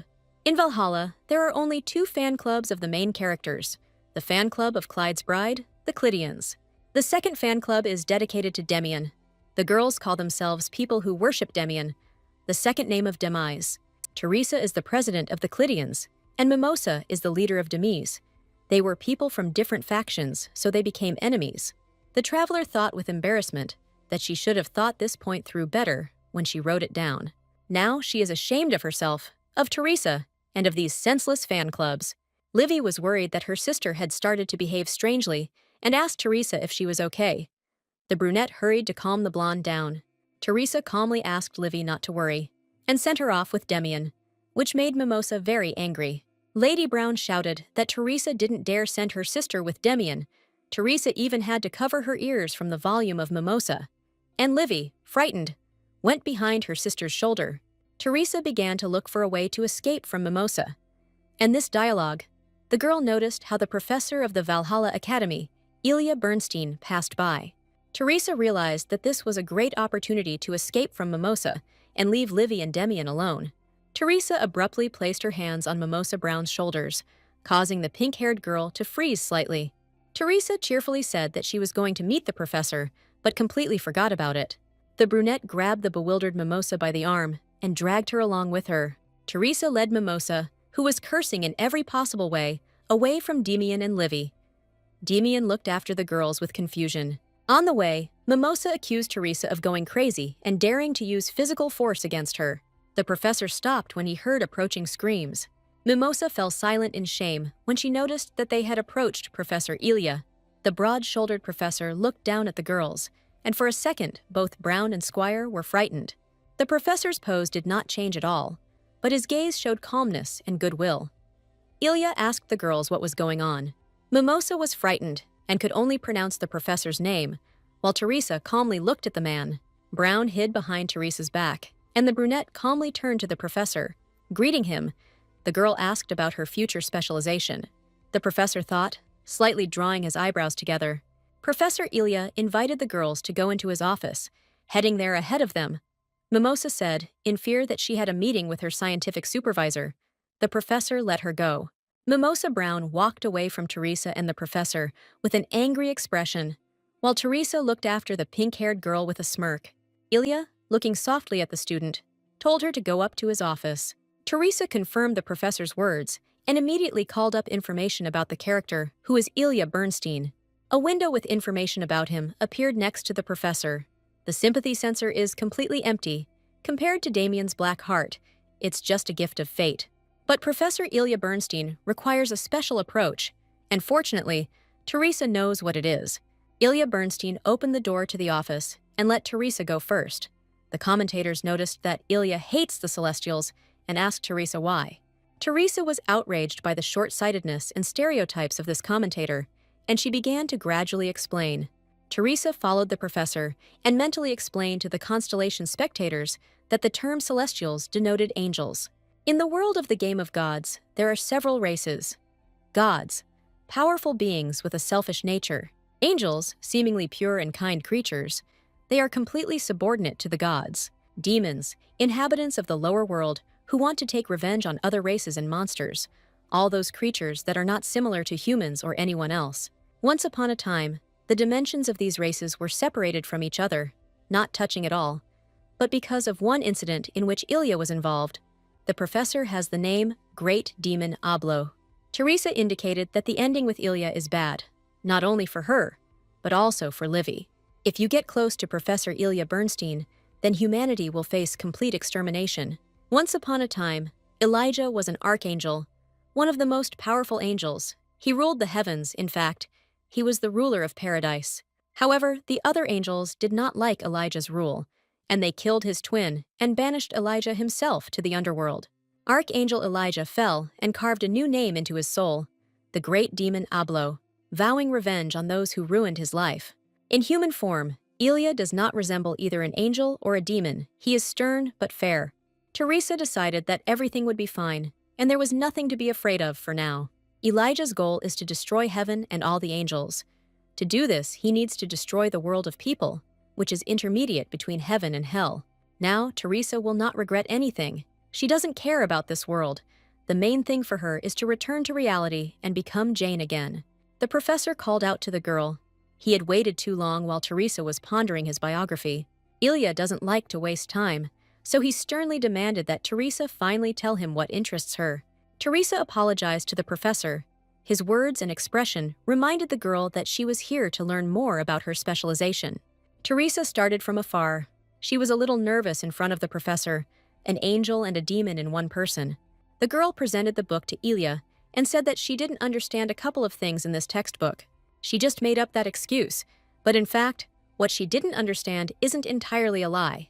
Just looking at the open book in Teresa's hands, the professor noticed that it was a second-year textbook. Ilia asked the girl with interest up to what point she understood. Teresa became nervous and did not know what to answer the professor right away, but quickly collected her thoughts. She opened the book to the middle and showed the place that gave her trouble. It was the elemental magic section. Fire, water, air, and earth are common types of magic, but the girl was interested in why black and white magic cannot be used. Teresa looked up at the professor's face. The last two types of magic were lost during the ancient magical kingdom, but theoretically, they could be used. The commentator asked for a shorter and more detailed answer, but Teresa had no time for him. She was watching the professor's emotions. The professor looked seriously at the girl and called out to her incomprehensibly. This topic was covered in the third year of the academy, but Teresa moved on to the fourth year and, theoretically, should be familiar with this theory.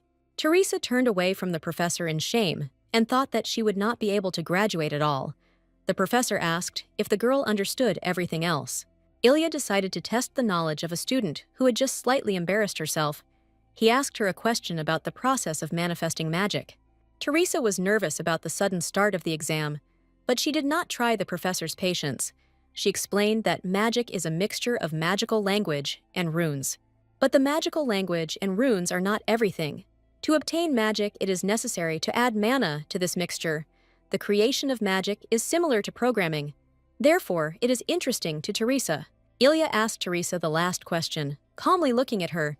He realized that the consultation was just an excuse. In a voice that would not tolerate lies or excuses, he demanded that the girl tell him the real reason why she had called him. It dawned on Teresa that the professor had seen through her immediately. Teresa had to honestly say that she was in a difficult situation, and the first thing that came to her mind to get out of it was to call out to the professor. He was slightly surprised that Teresa decided to run away to him. Teresa had already realized that out of all the options, choosing to escape to the demon's laboratory was a bad idea. Teresa noticed that something had changed in the professor. It turns out that Ilia's level of sympathy for Teresa increased to 1 heart, so his look and attitude softened, which was surprising for Teresa. Ilia gave Teresa several books, with additional literature, and allowed the girl to come to his laboratory if she had any questions. Despite the initial level of sympathy with Ilia Bernstein, the professor still designated the books he gave to Teresa as punishment for rudeness. Teresa felt awkward. She didn't expect to be punished, but she had no choice but to accept the books. Teresa walked thoughtfully down the corridor from Professor Ilia's office, carrying books. He punished her, but her sympathy increased, which is unexpected, because in the original, Ilia doesn't have any strange preferences. In the corridor, a girl called out to Teresa, and Lady Squire turned to look at her old acquaintance. On the chest of the girl who called out, and the other girls there, was a sapphire butterfly in a silver frame. The girls greeted Teresa warmly and joyfully. They are glad that the fan club of Clyde's bride is back together. Teresa noticed a silver butterfly-shaped decoration on each of the girls. She remembered that this was the main symbol of the Clydians. The girls told Teresa in turn how bored they were without her, and yet they prepared new merch. The girls noted that Teresa came to the academy with her sister. They noticed Livy's beauty, but, in their opinion, the blonde was still far from Teresa's beauty. Teresa laughed with the girls and asked them to be kinder to her little sister. In the Clitostock fan club, everyone acts like villains and bullies Livy, but since Teresa is the head of this company, she can prevent Livy from being bullied. The main problem is Mimosa. She will not submit to Teresa so easily, so we need to find a way to stop her from mocking Livy. Teresa sighed as she thought about it. She was already tired of thinking of ways to keep Livy safe, and herself along with her. Teresa thought about how she needed to somehow get rid of all the fan clubs to clear the way for Livy's love. The girls distracted Teresa from her thoughts. They noticed the books in her hands and immediately realized that it was Professor Ilia who punished her. Teresa exhaled. Reading is not a punishment for her. Don't feed her with bread. Let her learn something new about this world. The blonde girl, Tori, noted that Teresa was, as always, one step ahead of everyone. The brunette bowed her head in confusion. She didn't have any plan. She just wanted to read what Ilia gave her. Tori reported that Clyde was currently in the library, and Teresa needed to head to the library to read. Teresa almost dropped the books in surprise. She didn't know about this and wasn't planning on meeting Clyde anytime soon. The girls, led by Tori, were delighted with Teresa's foresight and praised her intelligence. Teresa decided that she needed to meet Clyde and talk anyway, and asked to clarify which library Clyde was in. She was sent to the main library of Valhalla. It was a huge, bright room with many books and places to read. Teresa noted that there were 1,000 times more books here than in the Squire family library, and she laid the books on the table and made herself a place to read. Teresa heard footsteps. Now it could only be one person. She found Clyde. The white-haired boy turned his attention to Teresa, his light blue eyes expressing coldness. The constellations noted that Clyde Willow looks like the genius he actually is. Teresa came to the library and finally found Clyde Willow. The guy was coming down from the second floor of the library. The first thing Teresa looked at was Clyde's character information window. The young man didn't even deign to glance at the president of his fan club, which is not surprising, since the information about him says that Clyde hates love. Teresa looked at the information window in shock. She was shocked that Clyde had 2 hearts of the sympathy scale filled with black. Viewers noticed that all the main male characters had birthdays on January 31st and asked Teresa about it. The girl answered that the fact is that the culmination of the game falls on that day. All characters whose sympathy bar fills with red hearts will send Livy a birthday invitation. Depending on whose invitation Livy accepts, the ending will change. Teresa was distracted from her conversation with the audience by the scraping of a chair on the floor. Clyde pushed the chair away from the table and sat down. Teresa turned her interested gaze to the guy. Despite his obvious dislike, Willow sat down not too far from Teresa. For the sake of appearances, Teresa returned to the books that Professor Ilia had punished her with reading. One of the constellations demanded that Teresa sit opposite Clyde. The girl refused, saying that Clyde was not just constantly in the library. It turns out that the Magical Academy Valhalla belongs to the Willow family. Clyde's grandfather is the chairman of the academy. Clyde's father, Leonardo Willow, died at a relatively young age from mental illness. Therefore, the Duke of Willow appointed his grandson, Clyde Willow, as his heir. Unfortunately, relatives from the collateral families opposed this decision, citing the fact that Leonardo's mental disorder was passed on to Clyde. However, once Clyde graduates from the academy, the relatives will no longer be able to challenge Duke Willow's opinion and question Clyde's abilities. Now, when there is still a chance to change the academy chairman's mind, all the Willow family's side branches are waiting for the moment when Clyde stumbles. Clyde just needs to get through this year, so he simply hides from danger and intrigue in the library. Clyde noticed Teresa's close attention to his immodest person and turned his gaze to her. He cast a cold and angry glance at the girl. He was clearly not pleased with the attention from the brunette. Teresa didn't pay much attention to Clyde's presence. She was reading enthusiastically. The girl liked the chivo that the professor gave her. She even thought about finding the next volume. She happily came to the conclusion that elemental magic was the most difficult, but at the same time, the most interesting. Teresa was distracted from her fascinating reading by the rough voice of Clyde Willow, who became interested in the fact that Teresa Squire herself was busy reading. He looked down at the girl and gloated that Teresa had to follow him into the library, although before she could not be driven here, even under threat of death. Teresa decided for herself that if she stayed close to the main male characters, Libby wouldn't be able to get them, and she explained to Clyde that she just wanted to focus on her studies this year. Clyde slammed the book Teresa was reading shut, dismissing her talk of studying as a lame excuse. The guy loomed over Teresa menacingly and demanded that she shut up. He was irritated by the nonsense and lies that, in his opinion, Teresa was telling now. The time traveler thought that Clyde was behaving cruelly, although perhaps her predecessor was getting what she deserved. Teresa asked Clyde for forgiveness, not fully understanding what was happening. The guy didn't take the brunette's apology seriously, so if Teresa was really sorry, he advised her to drop out of school, which angered the girl. The brunette decided that he was behaving like a spoiled son. Teresa looked straight at Clyde, while one of the spectators reasoned that if she left the academy, then the game would end, and Teresa could not allow this, otherwise she would die. Teresa said it would be hard for her to quit her studies, her calm and polite tone shocking Clyde. She promised to show herself less to the future rector of the academy, agreeing with the audience that if she left the academy, death awaited her. Teresa's words amused Clyde, and he couldn't help but laugh. Clyde even bent over laughing, which caught Teresa off guard. She found the guy's reaction strange. Clyde accused Teresa of lying because she applied to live in the dorm next to him. The guy looked down on the girl rudely and condescendingly. Teresa's eyes widened in shock. She didn't fully understand Clyde's train of thought. She was frightened by his intonation and rudeness. Clyde continued to accuse the girl of being the most stupid, unrestrained, and selfish person he had ever met, while he continued to put pressure on Teresa. The brunette realized that Clyde had understood the essence of her predecessor well, but the guy continued to put pressure on Teresa Squire.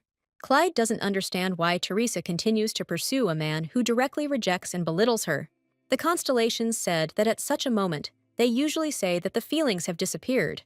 But that would be too predictable and boring, Teresa agreed with them. But it's not that simple. Teresa's unrequited love for Willow's heir is the main reason for her death. In order to survive, she needs to end these unrequited feelings. Teresa put her hands to her chest, demonstratively became embarrassed, and admitted that it was difficult for her to explain what she was feeling now. Clyde laughed. He thought that now Teresa would try to get him again. The heir of Willow was already getting ready to leave. The only thing that stopped Clyde was that Teresa continued her monologue, the brunette confessing that it was too natural for her to love him. The calmness, sincerity, and a certain warmth in Teresa's words made Clyde freeze and turn around to look at the girl in confusion. Popodanka thought about her past life. She created this world with her own hands. She put a lot of effort into creating the main characters, so she can't hate them. Teresa tenderly told Clyde that she loved him like he was her destiny, that she just couldn't explain why she felt that way. Clyde Willow felt as if he had been hit on the head, and he was plunged into the abyss of surprise again and again. Something inside Clyde cracked and broke, and he began to press even harder on Teresa. Clyde repeated Teresa's words with coldness and cruelty. He loomed over the girl even more. It turns out that Teresa often said these words to Clyde, with a different intonation, but exactly these words. However, this time Clyde's reaction was too serious, as if he noticed that something important had changed in Teresa. Teresa cut Clyde off abruptly, loudly and clearly, saying that she would no longer love him. The audience was a little taken aback by Teresa's statement, and she herself was shocked by her hasty reaction. But the brunette decided that this was the best option. She would not be able to hide her feelings. Teresa admitted that she couldn't hate Clyde. She smiled softly at him and extended her hand for a handshake. She suggested to Clyde that they just ignore each other and live in peace. Clyde remained silent and stepped back from Teresa. He quickly turned around and walked away from this library hall, away from the much-changed Teresa. Teresa felt awkward that Clyde had just left without even answering her, and the constellations asked if Teresa could have simply lied to Clyde. The girl began to collect her books and replied that lying with the treasure doesn't work that easily. Clyde walked quickly down the corridor, almost running, his steps echoing in the silence of the huge corridors. A low growl began to form in Clyde's chest, and the boy grabbed his head and bared his fangs. The guy stopped abruptly in the middle of the corridor, a multitude of thoughts flashing through his head, quickly replacing each other. The boy's blue eyes turned red, his hair was disheveled, and the main thought was beating in his brain. He could not understand how Teresa could do this, how she could suddenly refuse to love him. Clyde's inner voice woke up and began to analyze the new Teresa. Clyde's alter ego appreciated Teresa's pure feelings and noted that before, the girl's confessions only made him feel nauseous. Teresa's soul seemed to have changed, such a sublime feeling of love that the brunette now feels is sweet and charming. The voice in Clyde's head tried to continue by saying that Teresa would now strive for her dream until her death. But Clyde silenced his inner comrade. Meanwhile, Teresa continued to tell the star-studded audience why Clyde shouldn't lie. In fact, Clyde is half human, half demon. Clyde is a half demon. The inner voice was outraged at being silenced. The voice pressed on Clyde. The boy's reflection smirked, accusing Clyde of still thinking of himself as a human. Clyde was revealed to be the son of Succubus, a female demon seductress, and Leonardo, a human. People will never recognize him because of the demonic nature that he inherited from his mother. Clyde lowered his hand into the black magic portal. In his hand was a magical amulet ball that emitted light and drove away darkness. The guy pulled him to his chest and squeezed him tightly. Clyde was clearly angry and upset. As Clyde channeled mana into the amulet, the darkness surrounding the boy gradually began to dissipate. The red and black tentacles of Clyde's demonic essence finally began to release him from their embrace. In the moonlight, the last words of the young man's demonic double for the day were heard. He was unhappy that Clyde was driving him away. Another curse towards his demon brother fell from the hero's lips. It was time for Clyde to rest. Teresa approached the dormitory, which turned out to be a separate two-story building. Teresa looked with awe at the majestic place where she would have to live for the next year. The girl entered the room. She was warned that it was shabby, but in fact the hostel looked quite nice. Teresa wanted to have a snack. At that moment, she noticed a note from one of her maids. The resourceful Eloise handed Teresa a sandwich. Teresa threw the books on the table. Finally, the day was over. The girl collapsed tiredly onto the bed. She wished that this day would end calmly and quietly. The girl found the strength to get out of bed. She was going to have a snack, then read a little and finally go to bed. Unfortunately, the girl's plans were not destined to come true. A familiar voice asked her how her first day at the academy went. Administrator Oswald decided that now was the time to visit Teresa. The brunette's face was distorted in fear, and a chill ran down her spine from the voice of the unexpected and unpleasant guest. Oswald took the sandwich from Teresa's hands and looked at the snack with disgust, at which moment Teresa recoiled in fear from the channel administrator. Oswald looked at the sandwich as if it were something inedible, as if it were not a piece of bread and salad, but some kind of toy. The man threw the bag of food on the floor. Now the sandwich is inedible. Oswald gently scolded Teresa for not eating well, at which point the girl angrily clenched her fists. She really wanted to hit the guest. Oswald took Teresa's hand in his deceptively softly. She accused the girl of not eating well. The girl winced at such words. Teresa announced that Oswald had turned on the commercial again, the brunette carefully watching every movement of her interlocutor. The administrator touched the girl's hand with his lips and praised her, thanks to Teresa. Applications for interviews come one after another. With a snap of his fingers, Oswald changed the academy uniform Teresa was wearing into a beautiful golden dress. The surroundings changed, and Teresa found herself at a table opposite Oswald, with a variety of elegant dishes on the table. The administrator grinned, but the emotion did not reach his eyes, and gestured for Teresa to sit at the table. Teresa was embarrassed and asked directly if Oswald really just wanted to have a bite to eat in her company. Oswald smiled slyly and replied that a shared meal would clearly seem like a boring pastime to the audience. Oswald snapped his fingers, and the world around Teresa spun like a top. Thousands of comments from viewers appeared before the girl. She did not expect that so many people were interested in hearing her. Teresa did not even have time to realize what was happening. The screams of thousands of commentators gave the girl a headache. She winced in pain and tousled her hair with her hand. The administrator confirmed the obvious. Viewers really like it when he appears on air. Teresa chuckled skeptically and looked askance at Oswald, noting that the constellations were crazy about the administrator. Teresa compared the audience to Clyde and Damien's fangirls, who continue to seek Oswald's attention, even if the object of their interest shows nothing in return. Oswald moved behind Teresa again, showing that he was the one in control. Teresa swallowed the lump in her throat in fear. Her body froze with fear, and her legs gave way. Oswald, like a gentleman, pulled out a chair for Teresa and announced that the comments Teresa had seen before had been censored. The manager pointed to the dish prepared especially for Teresa and hinted that Teresa should have noticed that there were more coins than donuts. Teresa remained silent at Oswald's words. Teresa actually noticed that the number of coins she had was always much higher than the number of comments. Oswald uncorked a bottle of red wine and poured alcohol for the girl, warning her that he usually didn't stoop so low, but now the situation required it. The administrator thought that he saw nothing wrong with an interview during a meal. Teresa glanced suspiciously at the glass filled with red liquid. Teresa glanced at the dish she had been given for dinner and noted that Oswald was trying to appear decent despite his behavior. Looking condescendingly at Teresa, Oswald began to explain to her that before entering the stream, viewers read the description, and sometimes even the guide to the game. The streamer must convey important information to the constellations, but not tell the entire plot of the game.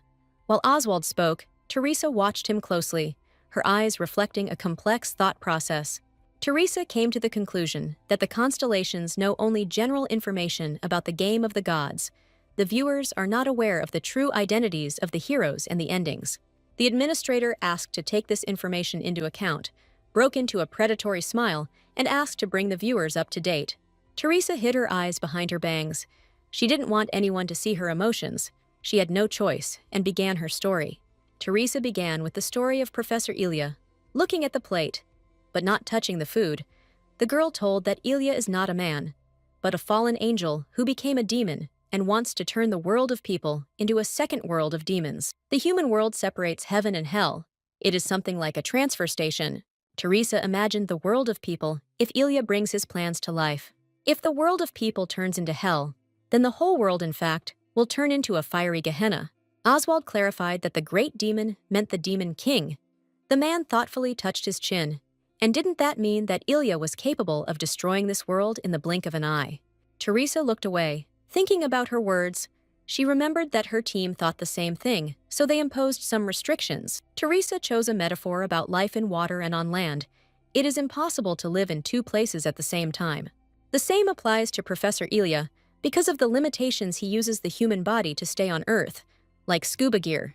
Teresa excitedly revealed that lower-ranking demons use contact with humans to bypass restrictions.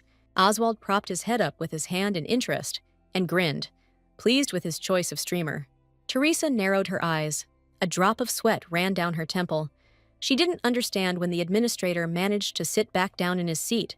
The administrator smirked arrogantly. He said that for a simple harem game, a game with hell and heaven, this was something too complicated. Teresa was embarrassed. Her brainchild was appreciated for the first time. She turned away from Oswald in embarrassment and began to justify herself in a chattering voice. She said that the game of the gods was first and foremost a role-playing game. Mentally, Teresa admitted that she had not planned a well-thought-out world. Oswald closed his eyes and suggested moving on to a more important and interesting topic for the constellations. Oswald summoned the images of all the main guys of the game of gods and asked Teresa for important information for the audience.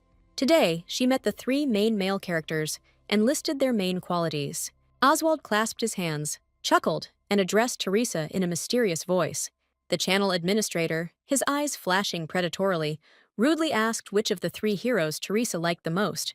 Oswald asked who was closer to the ideal type of man in Teresa Clyde's opinion, Damen or Ilia. Teresa pursed her lips and gave an answer that was unexpected for everyone. She didn't like anyone.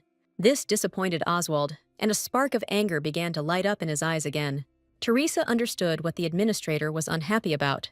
She gave too indifferent an answer for a broadcast about romance. The girl hastened to correct her situation.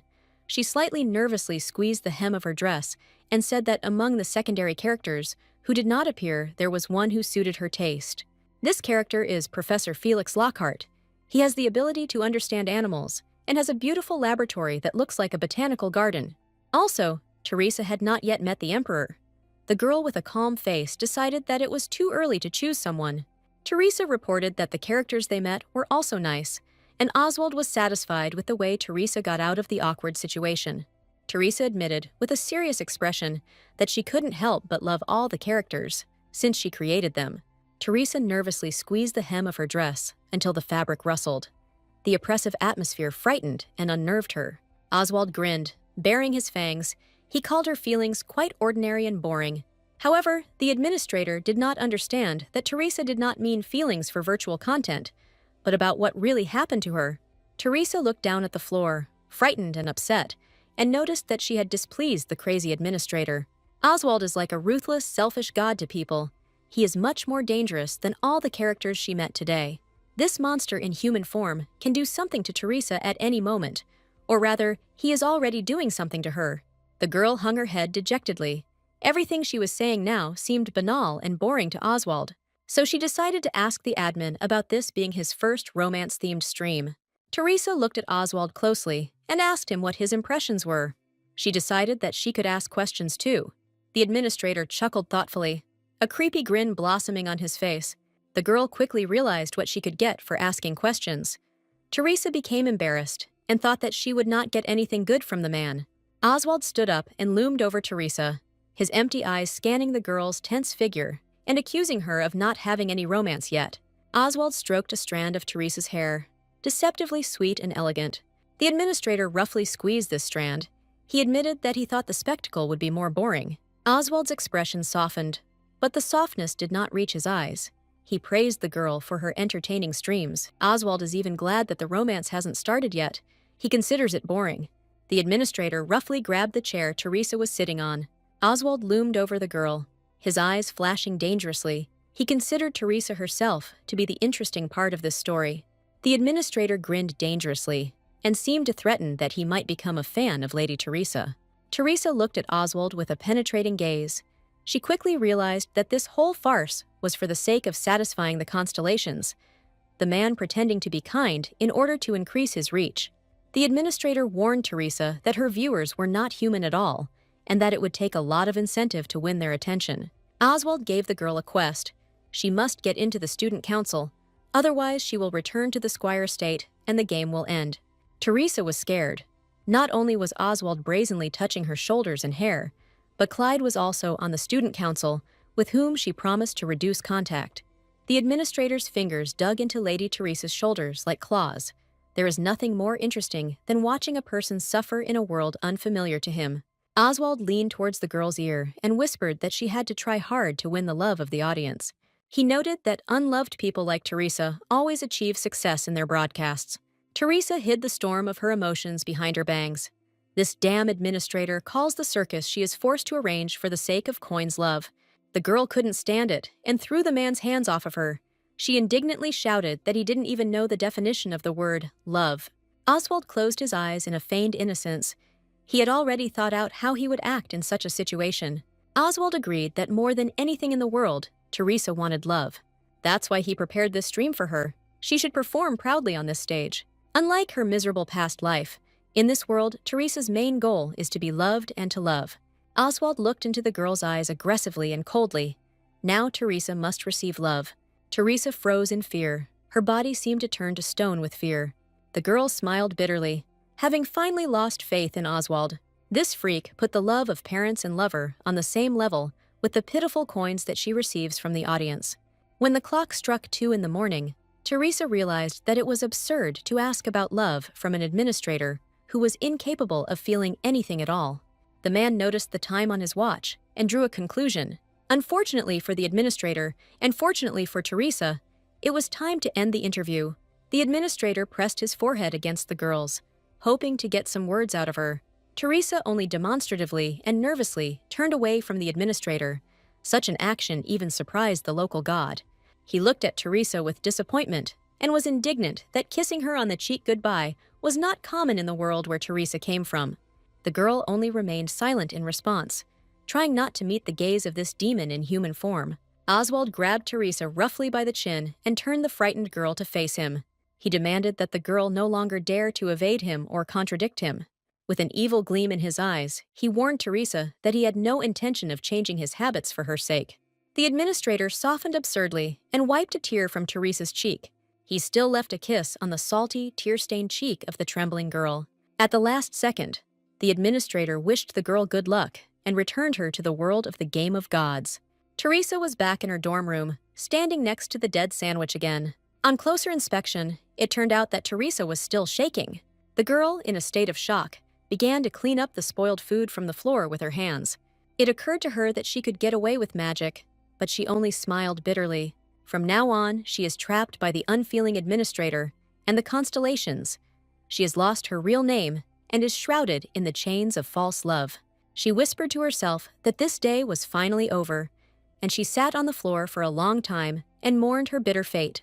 In the morning, Teresa, as if nothing had happened, was getting ready for classes. One of her maids became concerned about the monotony of clothes in the academy.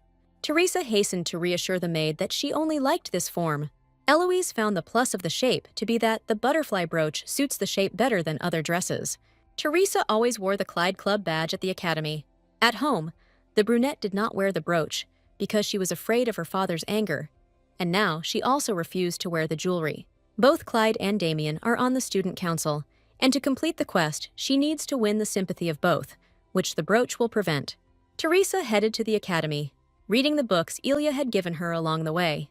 Teresa put global problems aside and focused on Ilia's task. She didn't have time to familiarize herself with the materials in detail, but she hopes for the future. Without noticing the road, Teresa crashed into a man's back. It turned out to be Damiana. The guy looked at Teresa with incomprehension. The girl had to lift her head high to see Damian's face. Teresa apologized for her inattention and smiled awkwardly at the guy. Damian accepted the girl's apology and admitted that he himself was not entirely innocent. Although Damian's main occupation is studying, he is also a hired killer, so it is unclear how he did not notice Teresa's approach. Teresa sweetly asked the guy if he was hurt. Damian looked Teresa over with a searching expression, politely replying that he was fine. The young man leaned towards Teresa and noticed that she had something on her forehead. The guy reached towards the girl's face to remove the debris from her face. Teresa caught a Vietnamese flashback with Oswald from this movement, as the administrator roughly squeezed her face. Teresa recoiled from Damian's hands in fear. She didn't even have time to realize what had just happened. Damian was shocked by the girl's actions. He widened his eyes in surprise and raised his eyebrows. Teresa felt awkward about her actions, so she quickly changed the subject. Teresa was heading to the main building. Just like Damian, they headed there together. Damian cast a sly and predatory glance in the direction of Teresa as she left. Damian brought the brunette to his laboratory and invited her to have coffee together. Teresa smiled sweetly and awkwardly at the guy. She admired the coziness of the laboratory and mentally wondered why Damian needed this meeting. Damian, making coffee in a covered Turk, pretended to be glad about the girl's words. The audience was outraged that the room was empty and undeveloped, to which Teresa responded that the room reflected a person. Damian despises Teresa, and his attempts to be nice to her are just a facade designed to hide his killer nature. Teresa remembered that the invitation to the lab was supposed to happen at the level of one red heart. She thought that Damian's sympathy level had changed. The girl called up the character status window and gasped. Now the sympathy level was filled with 2 black hearts. Teresa was taken aback. Just yesterday, when they had a rather nice conversation, Damen had only 1 black heart. She did not understand and internally screamed with indignation where such a level of hostility could come from. Damian noted that this was Teresa's first time in his lab. The girl dodged the answer. The previous Teresa could have easily gotten here herself, so it was better not to answer the killer directly. Distrustfully, Damiana acknowledged the girl's words and poured her a drink. Damiana asked Teresa directly about the reason why she came to the entrance ceremony with her sister. She clearly did not want to congratulate Libby on the title of Best Student. Teresa frowned. Damian was well aware that Teresa would never celebrate other people's achievements. The young man's words mean that he wants to know what Teresa thinks about Libby and how she plans to use the blonde. Teresa replied that she wanted to congratulate her sister on being named Best Student, and that just because she hadn't seen the evidence didn't mean it was a lie. Damian pushed his chair away from the table with a nasty creak and sat down on it. Damian noted that, despite Teresa's warm words, Livy was upset when she entered. Teresa told Damian that she was afraid that she might be expelled from the academy, and that was why she was upset. In Valhalla, the grading system is ruthless. If your grades are low, you are expelled. If you fail to deal with the demon by the end of the semester, you will be expelled from the academy again. Teresa reminded Damian of her bad grades, which made the guy laugh awkwardly. Damian agreed that in her 4th year of study, It was time for Teresa to think about her grades. Damien noticed that Teresa was using magic on her coffee. The girl summoned ice and cooled her drink with it. Now the coffee is at the perfect temperature, according to the girl. Damien was taken aback by the fact that Teresa was drinking cold coffee. He had no idea that people did that. Teresa kindly informed that cold coffee tastes better than hot coffee. Damien thought that cold coffee was a new fashion in high society, but Teresa hastened to say that it was just a personal preference. The young man warned the brunette that it was indecent. It dawned on Teresa that Damien was well versed in the manner of speech of high society. It turns out that the young man had just cruelly insulted and humiliated her in the language of high society. The constellations noticed that Damien was completely contrary to the rules of etiquette. However, for a commoner, the young man is well versed in the manners of communication in high society. Damien chuckled. It's true that cold coffee is not a fashion, but Teresa still drinks it. Teresa added more ice to the cup, which shocked Damien again. The audience liked the young man's reaction and began sending coins to Teresa again. At first, Teresa was very surprised by the 2 black hearts, but in fact, this is not yet a fatal ending. The most important thing for Teresa at this moment is to leave the laboratory and Damien's company.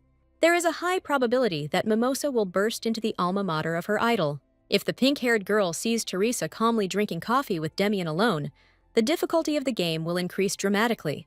Teresa rose from the table and thanked Damien for the coffee. The young man asked if Teresa was really leaving already.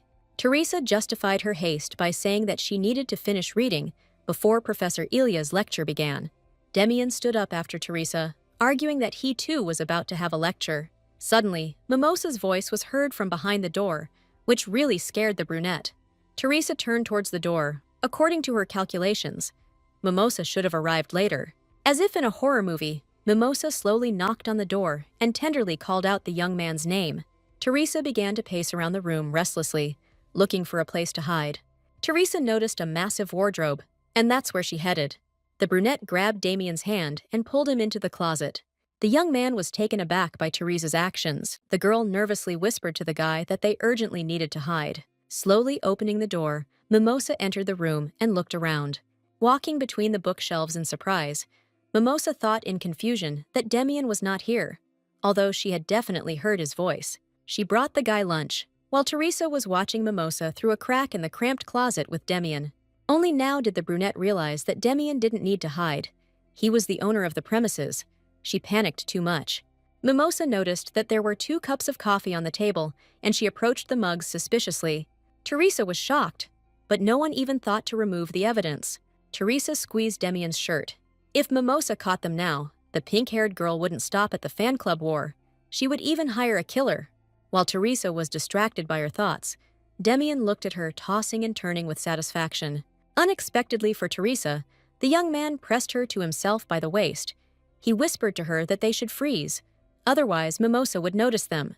Teresa was taken aback and froze in the arms of one of the main male characters. Damien took advantage of Teresa's shock and stupor. Teresa's ears were blocked by the sounds of notifications, and the audience was incredibly happy with the romance. The girl looked at the exit from the closet with embarrassment and thought that at least they hadn't been noticed. At this moment, Mimosa was examining one of the cups that remained on the table. Mimosa's aura was emitting anger. She realized that Damien had been drinking coffee with a girl, as there was a lipstick mark on the mug. Teresa decided that she would have to wipe off the lipstick to clear her of suspicion. Mimosa hissed angrily that some impudent woman dared to seize the attention of the innocent Damien. Mimosa threatened to Nowhere that when she finds this idiot, she will achieve her expulsion. When the heroes finally came out of the closet, Teresa admitted that she was scared to death of Mimosa. Teresa suddenly weakened and almost fell, but Damien caught her deceptively gently and anxiously. The girl thanked the guy for his help and stood up, staggering a little. Damien said that closets are not the best places to hide, especially in pairs. It is also easy to spot a person in a closet. Teresa took Damien's words as advice from a professional killer. Teresa pulled away and, smiling at Damien, politely asked him to tell her the best places to hide next time. Damien interpreted the brunette's words in his own way. He decided that the girl was going to come to him again.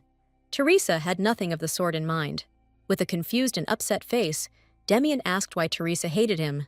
Teresa looked tenderly at the young man and replied that she did not hate him, but she thought that it was Damien who hated her, and not the other way around. Damen asked what the girl thought of him then. Teresa calmly replied that she considered them something like friends. Damen feigned naivety in comparing friendship with Mimosa's behavior, and did not understand why they hid as if they could be caught cheating. Teresa replied that Mimosa would simply have misunderstood everything. The brunette did not want a scandal. Damen suggested that they would now meet secretly. Teresa thought that then it would no longer be friendship. The young man put his hand on Teresa's cheek and seductively approached her. Damen returned to the topic of hide-and-seek, and where it is best to do it. He used all his charm on Teresa. The young man admitted that he supposedly liked Teresa and wanted to be friends with her. The audience demanded a kiss, but the brunette pushed Damen away. Now was not the time for something like that. Damen reminded the girl about the lipstick on her lips, and that it needed to be wiped off to avoid Mimosa's wrath. Teresa explained her actions by saying that she doesn't touch her friends like that. Lovers do that. Damen feigned surprise, but the other girls happily accepted his advances. Teresa began to collect her books and explained to the young man that those girls simply loved him as a man, but for her, such a relationship was too much. The viewer called Teresa conservative, but the girl retorted that it was Damen who was acting suspiciously. Damen kindly asked Teresa for forgiveness. As she left, Teresa asked Damen not to cross the line in his relationship with her. The young man watched the departing girl until the sound of her heels died away. Damen took off his glasses, feeling strangely uncomfortable because he couldn't figure out Teresa. It irritates him terribly that Teresa has changed, and he can't just read her and break her. Damen, like Clyde, noticed the changes in Teresa. The guy looked coldly at the shards of the cup. Not only Teresa's character had changed, but something else as well. Now, although Teresa looked a little far-fetched, she was not stupid this time. At one point, Damen thought about giving away their location to Mimosa, but those thoughts disappeared the moment Teresa grabbed him by the collar. Damen admitted it was awkward. The bird brought Damen a message from the Assassin's Guild. The boy removed the paper from the bird's leg, carefully giving the bird a treat in exchange. The letter was indeed from the guild. Damien's new assignment was to confirm Libby Squire's level of magic and report any other notable points.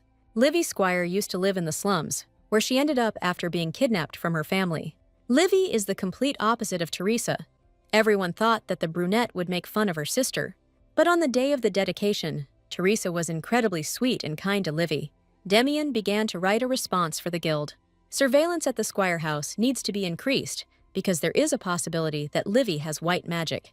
The white mages had long since disappeared, and the guild was almost asking for an attempt to find them. There was no way Teresa didn't know about this and used Libby as bait. Damen decided that there was no point in thinking about this topic. Teresa was undoubtedly stupid. But what she is planning remains a mystery. Her face has new expressions.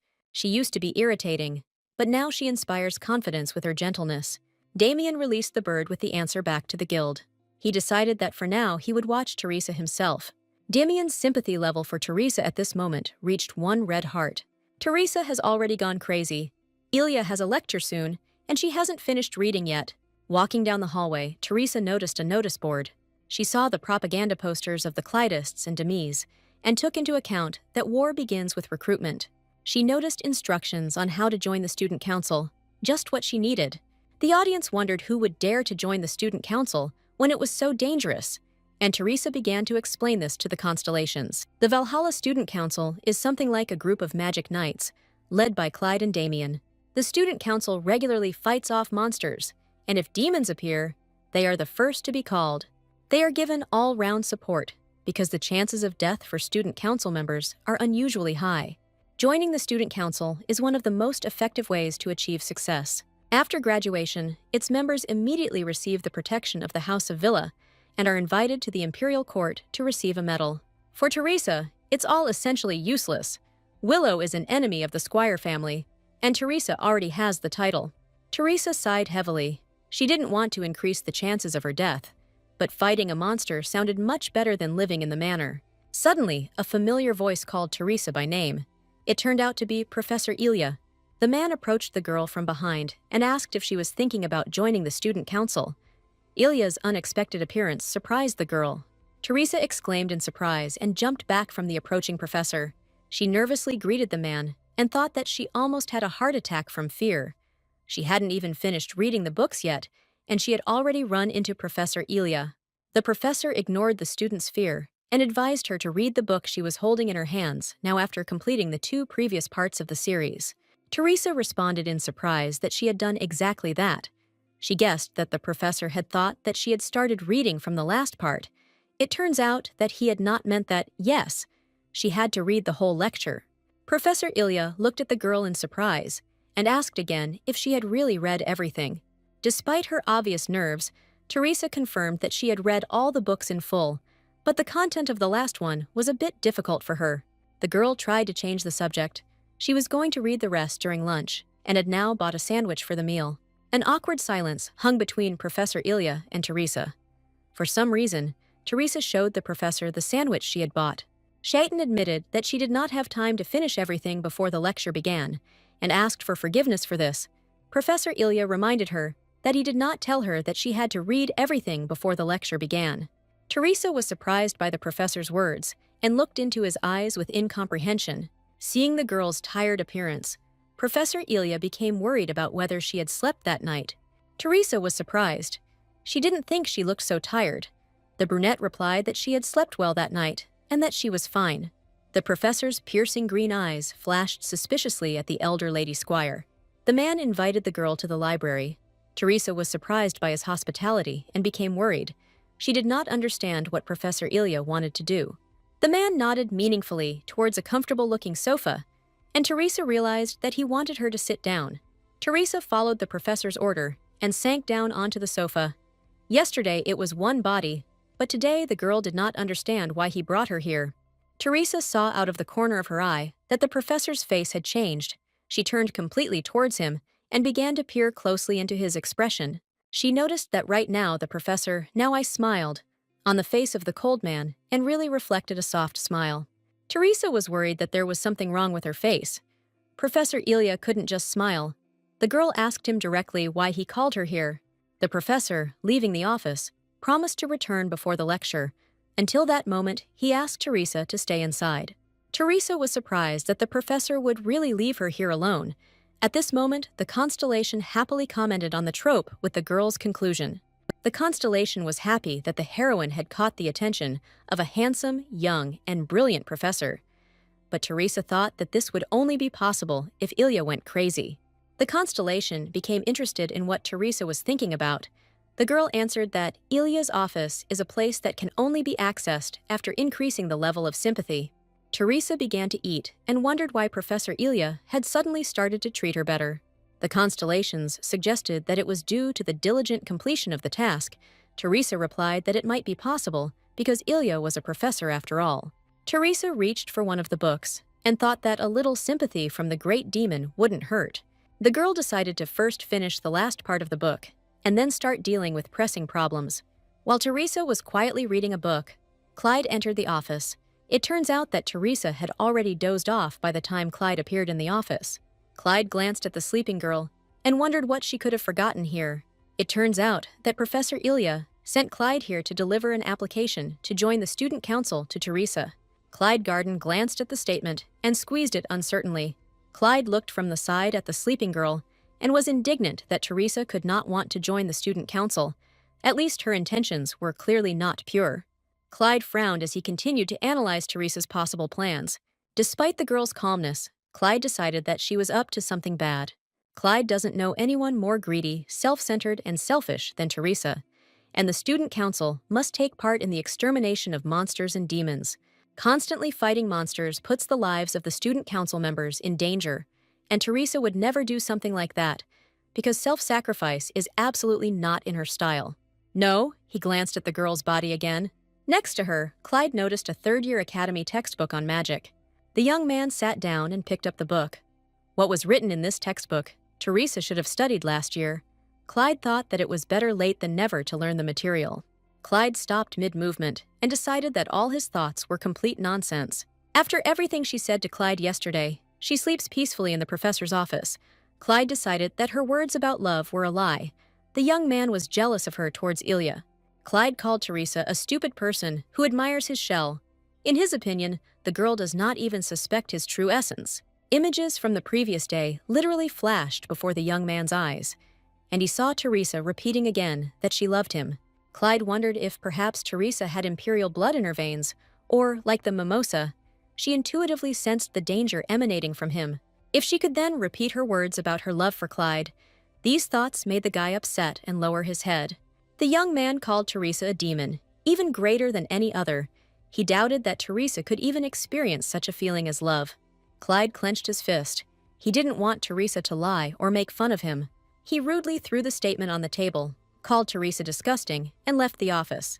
Clyde's sympathy level was 5 empty hearts. After some time, Teresa finally opened her beautiful gray eyes. Seeing the professor, the girl literally jumped up on the sofa.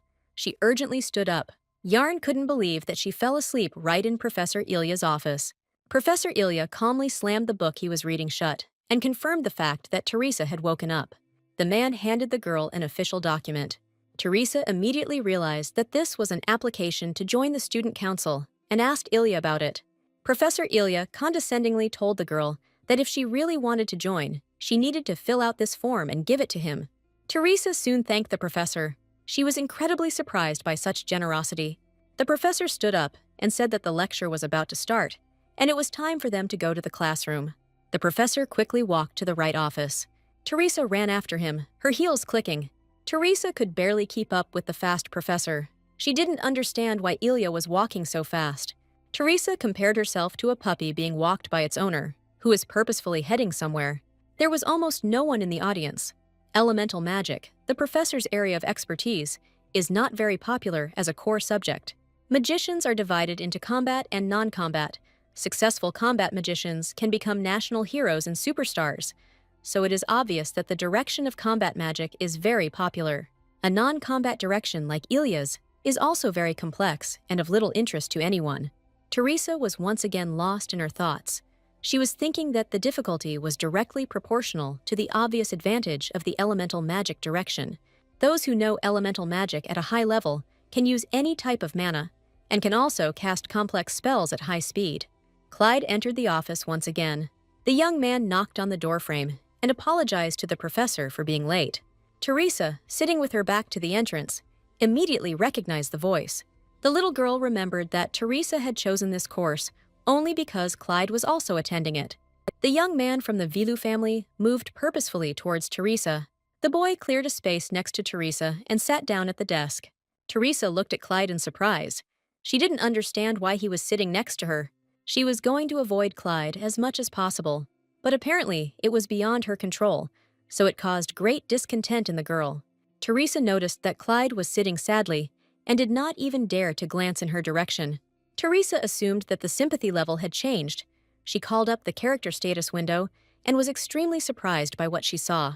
It turns out that Clyde's sympathy scale for Teresa has been filled with black hearts by 3 notches. The girl was taken aback. Just recently Clyde was indifferent to her, but now he hates her. The guy gave the girl an angry, narrowed-eyed look. Teresa, unable to bear Clyde's gaze, quickly turned back to her notebook. The girl is in a dangerous situation. 3 hearts is not fatal, but greatly increases the chance of a fatal ending. If Clyde continues to hate her, the girl will not be able to join the student council, and therefore, complete the quest. Teresa will only be able to get into the student council and complete the quest if she reduces the number of black hearts Clyde has. From behind the half-open door, members of Clyde Willow's fan club watched him, and the girls literally squealed at the young man's beauty. Teresa looked away from the girls. She thought that the number of black hearts increased precisely because of the attention of the Clydians. The girl thoughtfully and sadly closed her eyes and lowered her head. The girl seriously thought about disbanding the club in order to reduce the number of black hearts. Teresa dismissed this idea because if there are no Clydists, then there should be no Demis. Otherwise, the number of hearts of Demian and Clyde would only increase.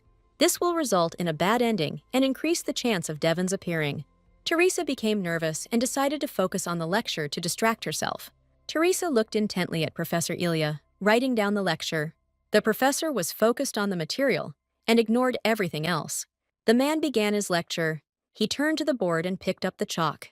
Teresa thought that Professor Ilia smiled at her with the corner of his lips, which is what actually happened. As she wrote down the lecture, Teresa felt a little relieved that at least someone in this world was sympathetic to her.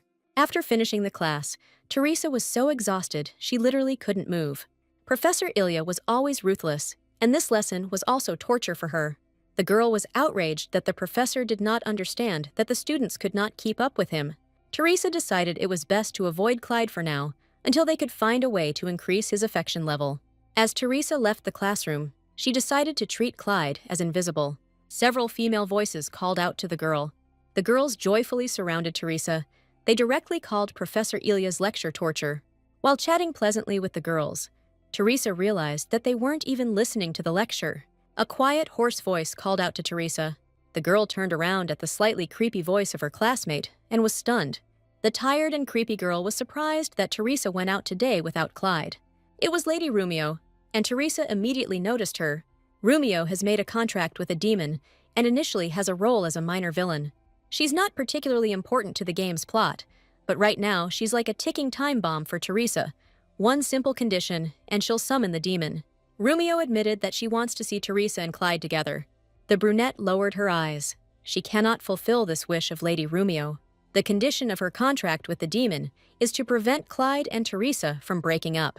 If Clyde distances himself from Teresa or gets closer to another girl, a demon will appear in the world. The girl smiled sweetly and, thinking over Romeo's contract, took her leave, saying that she needed a consultation with Professor Ilia. Suddenly, Clyde came up behind Teresa and demanded that the girl get off. The Clyde girls immediately lost all interest in Teresa and turned their attention to Clyde. The girls literally swept Lady Squire out of the way and surrounded the irritated Clyde. Teresa felt ashamed that she was the president of this herd of fools in love. It was only to Teresa's advantage that she was pushed away from Clyde. She left, arguing that she needed to see Professor Ilia. Clyde didn't take his eyes off the girl until she had completely disappeared around the corner. He paid absolutely no attention to the girls surrounding him. A comment came in that Clyde would soon be at Teresa's feet, but Damen was better. Teresa called this idea nonsense. Commentators actively discussed the relationship between Teresa and Clyde, but the girl herself refused to comment on the thoughts of the stars. Teresa went down to the library on the first floor because it was the one place where neither Clyde nor most of the students went. Teresa was distracted from her thoughts by a familiar angry voice. It was Mimosa who screamed and blamed Libby for all the sins. The pink-haired girl accused Libby of the blonde drinking coffee with Damen, while Libby herself once again denied everything. Mimosa knows Libby is lying because the cup was stained pink from a limited edition lipstick. This is the exact color that is on Libby's lips now. Mimosa literally screamed in the blonde's face, who looked with irritation at Damien's stupid fan. Mimosa's sweet face twisted into an ugly grimace of hatred as she accused Libby of stealing Damen. Libby clarified that the limited edition meant that only one copy was released, to which Mimosa exclaimed that there were 10 of these lipsticks. Teresa thought she would have to get rid of all her makeup, and Libby, as luck would have it, chose that particular lipstick color, which is why she came under Mimosa's suspicions. Teresa walked up to them and called out. After all, it was her fault that Libby was being accused. The brunette, crossing her arms over her chest and tilting her head to the side, said that she also had this lipstick. Libby turned happily to her sister, and Mimosa looked at Teresa with irritation. Mimosa thought that Teresa had come here to cover for her sister. The pink-haired girl adjusted her bangs and pretended to understand everything. She accused Teresa of deliberately sending Libby to Damen so that they would get closer. The original Teresa wouldn't have had the brains to do something like that, so she decided to just ignore Mimosa and try to get Libby out of there. Unexpectedly, Teresa received a quest. The girl is obliged to make Mimosa apologize to Libby. The brunette was outraged that the constellations turn everything into a quest. Teresa didn't want to quarrel with Mimosa, but there was nothing she could do. She called out to the pink-haired girl. Teresa attacked Mimosa because she likes to accuse innocent people. The students were surrounded by other students from the academy, who decided to watch another skirmish between the clubs. Teresa decided to end everything here before the rest of the Cladists came to stand up for their president, and if the Demis came too, then war could not be avoided. Teresa compromised her principles and challenged Mimosa. She demanded an oath of honor that it was Libby who was with Damen. Mimosa confidently replied that she could bet everything that Libby had been drinking coffee with Damen. Teresa made a bet that if it wasn't Libby, Mimosa would write a written apology on the bulletin board. Mimosa began to resist. She didn't need an argument. Teresa came closer to Mimosa and said menacingly that if she was not sure of her words, she did not dare to accuse Libby. Teresa hovered menacingly over Mimosa and demanded that she immediately apologize to Libby. Mimosa was absolutely sure that Livy was guilty, so she agreed to the bet. Teresa chuckled, glad that her plan had worked. Teresa smiled and admitted that the one who had come to see Damen today was she, Teresa Squire. Mimosa didn't believe the brunette and turned her anger on her. Mimosa verbally attacked Teresa. She didn't believe her, because theoretically, there was no point for Teresa to go to Damen. Teresa crossed her arms over her chest and asked Mimosa what time she found the cup of lipstick. Mimosa clearly answered that it was 8:30, the time when she had just arrived at the academy. To the same question, Livy answered that she arrived around 10 in the morning. Teresa, as the author of the game, knew this very well. The crowd began to buzz. If Livy was in the office, then the time would not converge. On the other hand, you could say anything you wanted. Someone suggested checking the students' arrival records. Teresa immediately agreed, finally pushing Teresa against the wall. For Mimosa, this argument was over. The pink-haired girl winced in annoyance. Mimosa admitted her mistake and apologized to Livy. She will write an apology on the bulletin board today. Mimosa turned to Teresa, lowering her voice. The girl asked the brunette terrifiedly why she needed to be in the lab with Damen. Teresa guessed that Mimosa would ask about this, so she answered that Damen had succeeded in becoming the student council president of Valhalla. Therefore, as a member of the Squire Scholarship Fund Board, she has the right to meet with him alone. Mimosa glanced suspiciously at Teresa. She didn't understand why the brunette was dating Damen. She always irritated him. Teresa reasoned that as soon as she said the next words, a special event would begin. Teresa, elegantly twirling a lock of hair, replied that she had chosen Damen as her escort magician. In the original Gods game, this event starts when Damen has 2 red sympathy hearts. From the start, Damen was an outstanding student who deserved to be a scholarship student. If Teresa had not intervened, he would have long ago become a knight in the Squire family. Mimosa pursed her lips in annoyance. Even if she belongs to the imperial family, she still has no right to interfere in the choice of a personal knight. Teresa waved to her sister and beckoned her to follow her, and the Squire sisters left the library. In the evening, there was a knock on the door of Teresa's room. The girl did not understand who could come to her at such a late hour. When she opened the door, an unexpected guest appeared in front of her. It was Damen. Teresa reminded him that visiting the girl in her room at that hour was against school rules. Damen replied that he knew, so he came here unnoticed. Teresa thought that it would be difficult to notice a professional killer, which Damen is. The young man said that he had heard about what had happened today, that Teresa had chosen him as her personal knight. Teresa confirmed Damien's words. She admitted that it was a little late, but if he didn't mind, she would like to sign a contract. For commoners like Damiena, becoming a knight of a noble family gives semi-noble status and the privileges that come with it. And the girl looked at the cold young man with hope. Damen looked at Teresa for an answer and said that he agreed to the contract. Teresa ignored the wedding comment and told Damen that she would tell the family about their contract. Suddenly, there was a sound of something hitting the ground. Damen dropped to his knees in front of Teresa. The young man took the girl's entire palm and kissed it elegantly, as a self-respecting knight should. Teresa was taken aback by the young man's behavior and exclaimed that there had been no official appointment yet, and that this embarrassed her a little. Damen looked deep into Teresa's eyes and, as if flirting, said that a knight should do so. Despite the unctuous volume, Damen remained cold towards Teresa. The girl was surprised that the hired killer was smiling so brightly. She looked at the young man in shock. Demi slowly rose from his knees and informed Teresa that he was leaving. As he left, Damen turned around and wished Teresa sweet dreams. Teresa thought that the warmth emanating from the young man's smile was most likely just a trick of the light or her imagination running wild. Teresa watched Damen leave. She noticed that something had definitely changed and decided to test the level of sympathy. Teresa was taken aback by what she saw, her eyes widening in shock. Teresa found that Damien's affection level had increased to 1 red heart. As I walked back to my room, I thought with interest that such rapid changes looked too suspicious. The girl decided that since this was no longer a game, this could very well happen, because Damen was a real person living in this world. Teresa needs the sympathy of the main male characters and the comma to progress through the game, but she doesn't want to get really attached to them because after the hidden ending, she plans to escape to heaven. In the morning, Teresa showed Professor Ilia the books he had given her. Ilia asked if the girl had any questions left. Teresa replied that the parts she did not understand she found in other books in the library and learned everything, and it was as if flowers were blooming with joy around the girl. Professor Ilia carefully examined the book that Teresa had handed in. The professor stood up, which caused a bad feeling in the girl. The man returned the book to the shelf and took out a new one. Ilia handed a fresh book to Teresa, advising her to read it this time. Teresa took the book from the professor's hands with trembling hands. Teresa wondered nervously if every time she met the professor, he would give her a new book. Teresa thought skeptically that she certainly enjoyed reading books on magic, but coming here every time and spending time like this was a bit of a strain on her. Professor Ilia reluctantly turned around, getting ready to leave for class. Ilia, looking tenderly at Teresa, advised her not to stay up late because she, as a young girl, needed sleep. Teresa looked at the professor and was surprised that he remembered the incident with her lack of sleep. The professor looks indifferent and his tone seems emotionless, but for some reason she feels his concern.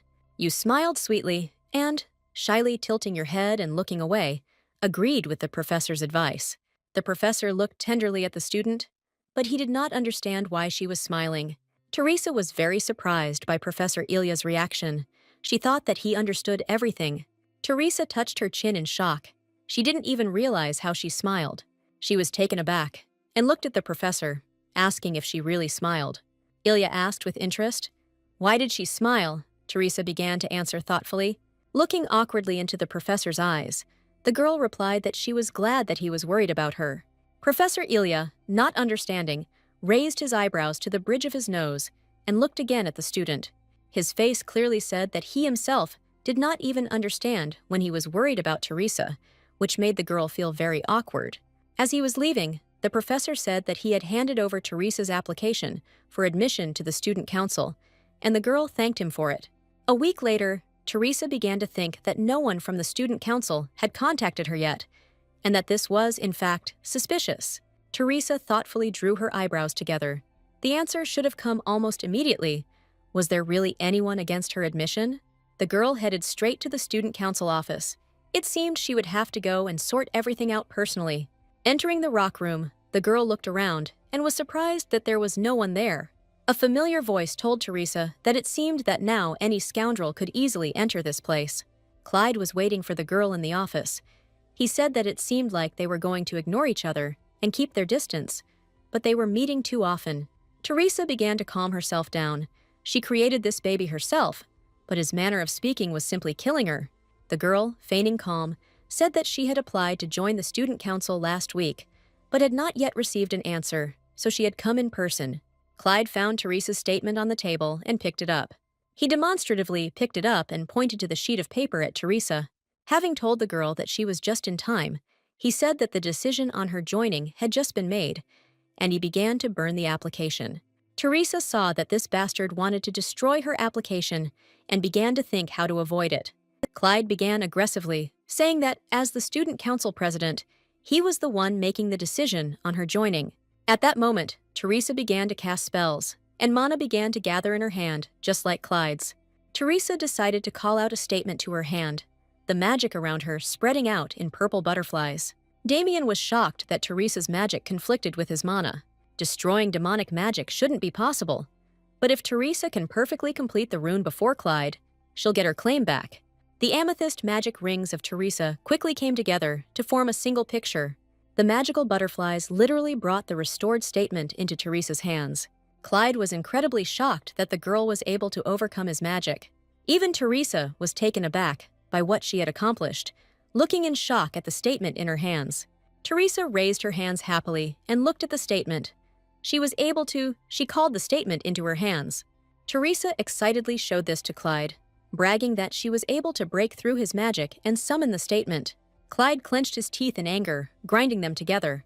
Teresa looked with fear at the angry expression on the young man's face. Clyde called the girl crazy, and Teresa had to take a step back from his tone and actions.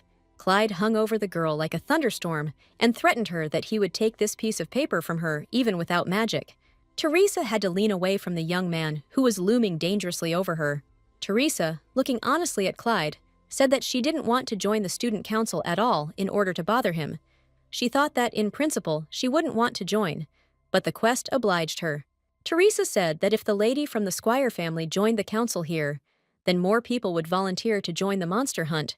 Clyde had nothing to say to these words. In the original, Libby joined the student council and became an example for all the students.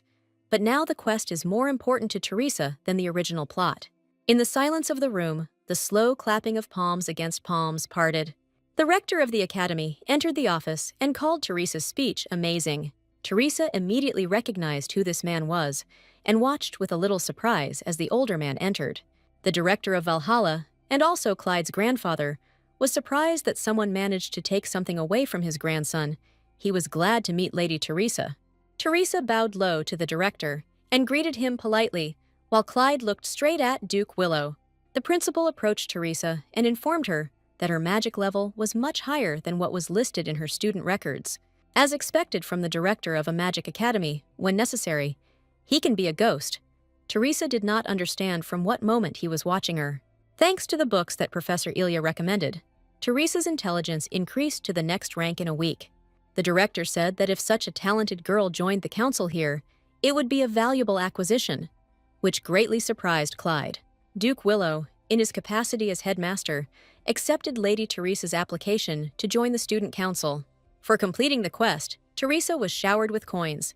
The girl looked in shock at the director and at the coins showering her from the sky. She could not believe that, finally, she had completed this quest. Clyde went against the principal. He was very much against Teresa joining the student council. Teresa looked back at Clyde. She thought that with such a character, he would not be able to easily accept the fact that she was now a member of the student council. Teresa politely placed her hand on her chest and made a slight bow. She promised to do everything possible not to tarnish the reputation of the student council. Ignoring his angry grandson, Duke Willow respectfully shook Teresa's hand and said that he would look forward to her achievements. The headmaster of the academy advised Clyde and Teresa not to quarrel because, in his opinion, they needed to get along, and, smiling, he left. The rector of the academy left with a quiet bang and closed the carved door. The young heir of the Willow family gritted his teeth with undisguised anger, looking intently at Teresa. He said rudely that the girl's idiocy never ceased to amaze him, and Clyde began to doubt whether Teresa was even human. The girl asked herself with sad joy who had made him such a rude person, and then answered herself that it was she.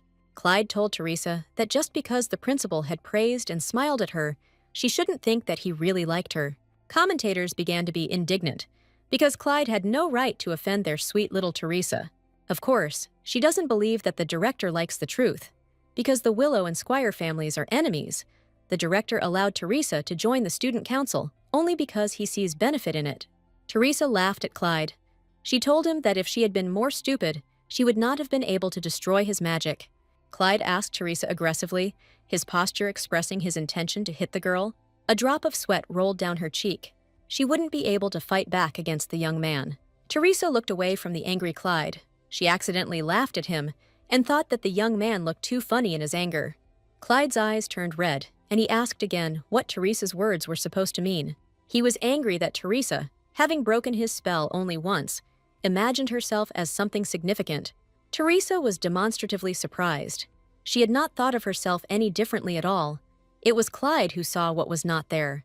Teresa thought she should finish quickly before her rebellious nature reawakened, so she quickly took her leave. As she left, Teresa told Clyde that she hoped they would work together. Clyde remained silent in response. He remained in the office and didn't even move. The academy office was, as always, crowded. And now, after Teresa was announced to the student council members, especially so, Teresa, embarrassed, made her way through the noisy crowd, which was trying to stop her from passing. Despite the fact that Clyde and Teresa had agreed not to cross paths, Clyde walked step by step behind Teresa, while his aura expressed a desire to kill. Everyone was whispering because Teresa usually followed Clyde, and not the other way around. The girl was worried that if the number of people did not decrease, then Clyde would catch up with her. Suddenly, Damen came out from around the turn into Teresa's path. Teresa didn't notice Damen and ran into his shoulder. The girl let out a short gasp, more from surprise than from pain. There was a completely elastic impact between Teresa and Damen, and the girl began to fall backwards. Clyde, who was walking behind, grabbed the girl, but Damen also rushed to catch the girl, and this led to an awkward scene. Teresa immediately rushed to apologize to Damen. She did not see him and feels guilty for the collision.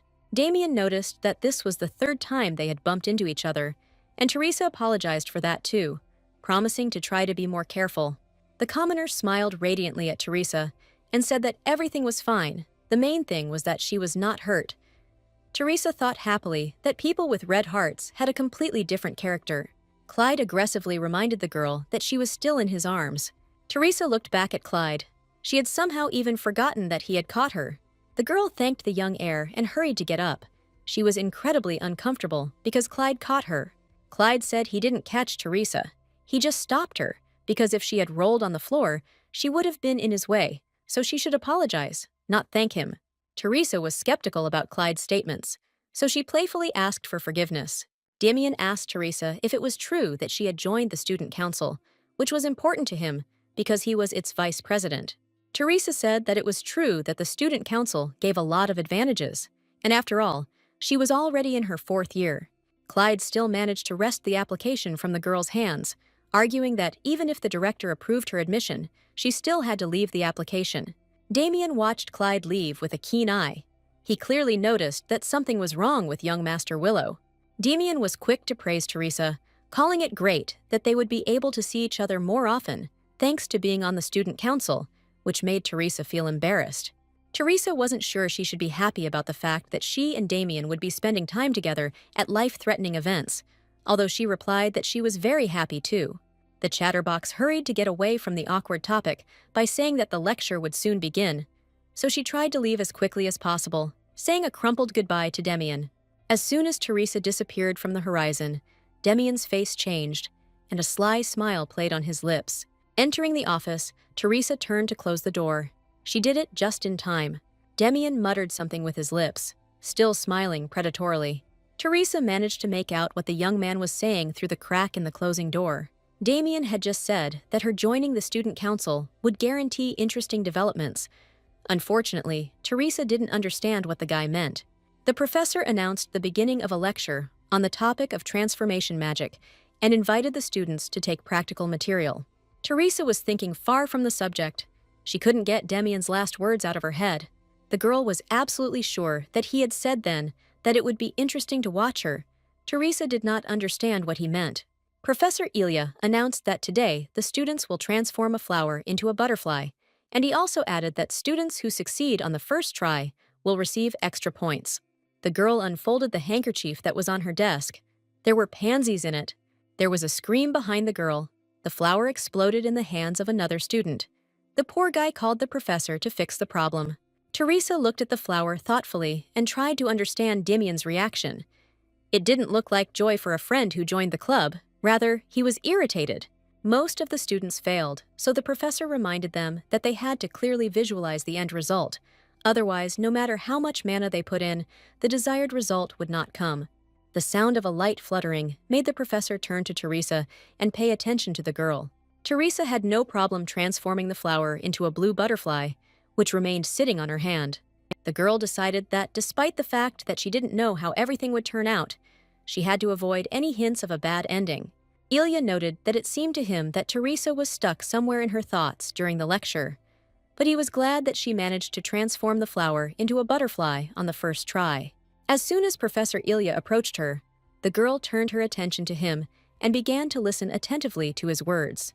The girl smiled sweetly and replied that, as the professor had said, when she clearly imagined the picture, everything came out at once. At that moment, she thought that she actually didn't even understand what she had done. The professor remained silent at Teresa's words, looking in surprise at the butterfly in her hands and being somewhere in his thoughts. A magician is someone who materializes images. If you don't train your imagination, even great magical power will become useless. These are the rules in this world. Whispers went through the crowd of students who were also attending the class. They didn't believe that Teresa could really do this. She used to be the worst in the class. The blue butterfly moved from Teresa's hand to Professor Ilia's palm. Looking at the butterfly with interest, Professor Ilia praised the girl and wished her further success. In potions class, the teacher was delighted with Teresa's rainbow potion, saying that the other students had only managed to make something mouse-colored. During the dance lesson, the teacher noted that today, Teresa did not make a single mistake in her movements, and she could be called the flower of the ball without embarrassment. Teresa responded to all the praise with a grateful smile, saying that only thanks to the professor's excellent instructions had she finally managed to understand the material.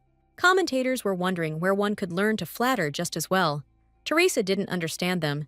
She didn't seem to have said anything like that. If she had been good at flattery, it would not have been so difficult for her to live as Jane. Teresa came to a quiet place again. The library on the first floor is very convenient because there is a reading room. The girl sighed heavily and sank into her chair. The classes went well today. Despite the good day, the girl felt as if she couldn't get enough air. She remembered what Damien had said about how, if you wanted to hide, then places like a closet were a very bad choice because it was easy to spot a person in them. The girl sleepily rubbed her eyes and looked around the library for a place to hide. She decided that the reading room should be suitable, since Damien did not usually use the library on the first floor. Teresa wondered if this was really the case. Maybe one of the other developers had changed something in the settings, and she hadn't noticed it. In this case, everything she knows could be a lie, and her intervention could change the course of history. Teresa jumped up from her chair nervously. No matter where she went, she would not be safe. She began to think nervously and remember how the characters behaved when they only had one red heart, what she should do to increase the sympathy level.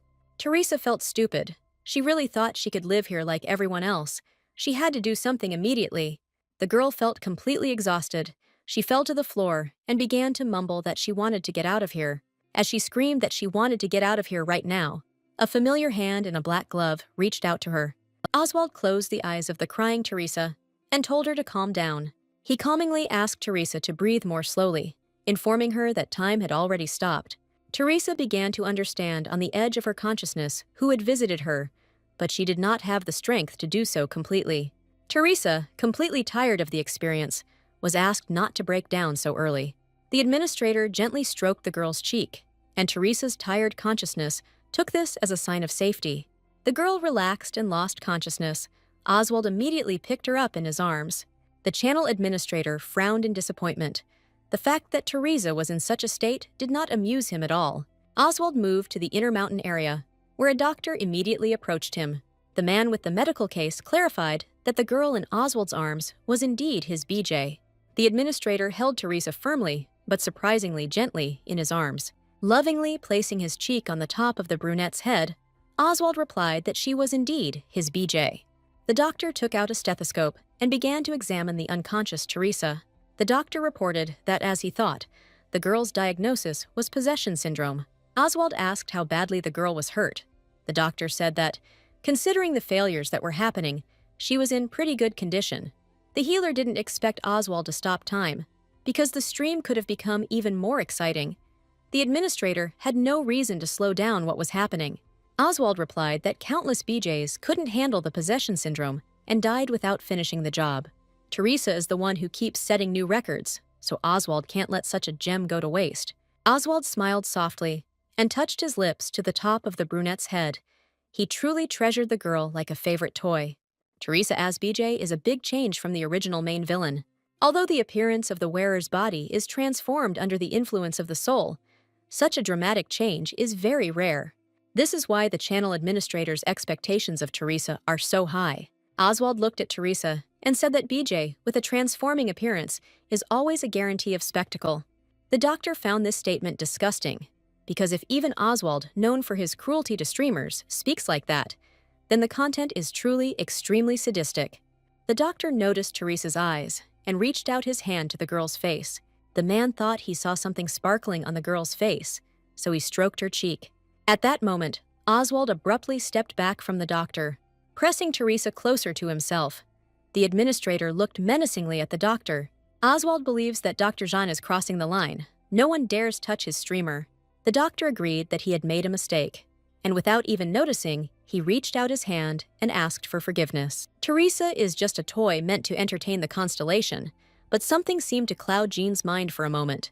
The healer is afraid of falling into Oswald's disfavor. They say he has so many coins that he can even buy off divine punishment. If something doesn't go according to his plan, he can kill another admin and then simply pay for the sin. The doctor announced that the distortion of the soul was directed now that the soul had completely merged with the body. There would be no more sudden attacks of possession. Oswald gently stroked Teresa's head and thanked Jean for her work. Autumn reported that he had just deposited some coins into the doctor's account, turned around, and walked away with Teresa in his arms in the opposite direction from Jean. Jean takes on this job because it's hard to refuse such money, but the administrator's dog-like disposition gets worse every day. Oswald moved to the administrator's resting place, the sleeping Teresa still lying limply in his arms. Oswald himself noted that the bugs had already begun to swirl, smelling the sweet aroma of Teresa's pure soul. He was even worried about Lady Teresa. Although it may be invisible to the human eye, Teresa's soul contains countless starlight. The purer the love constellation, the more transparent the light.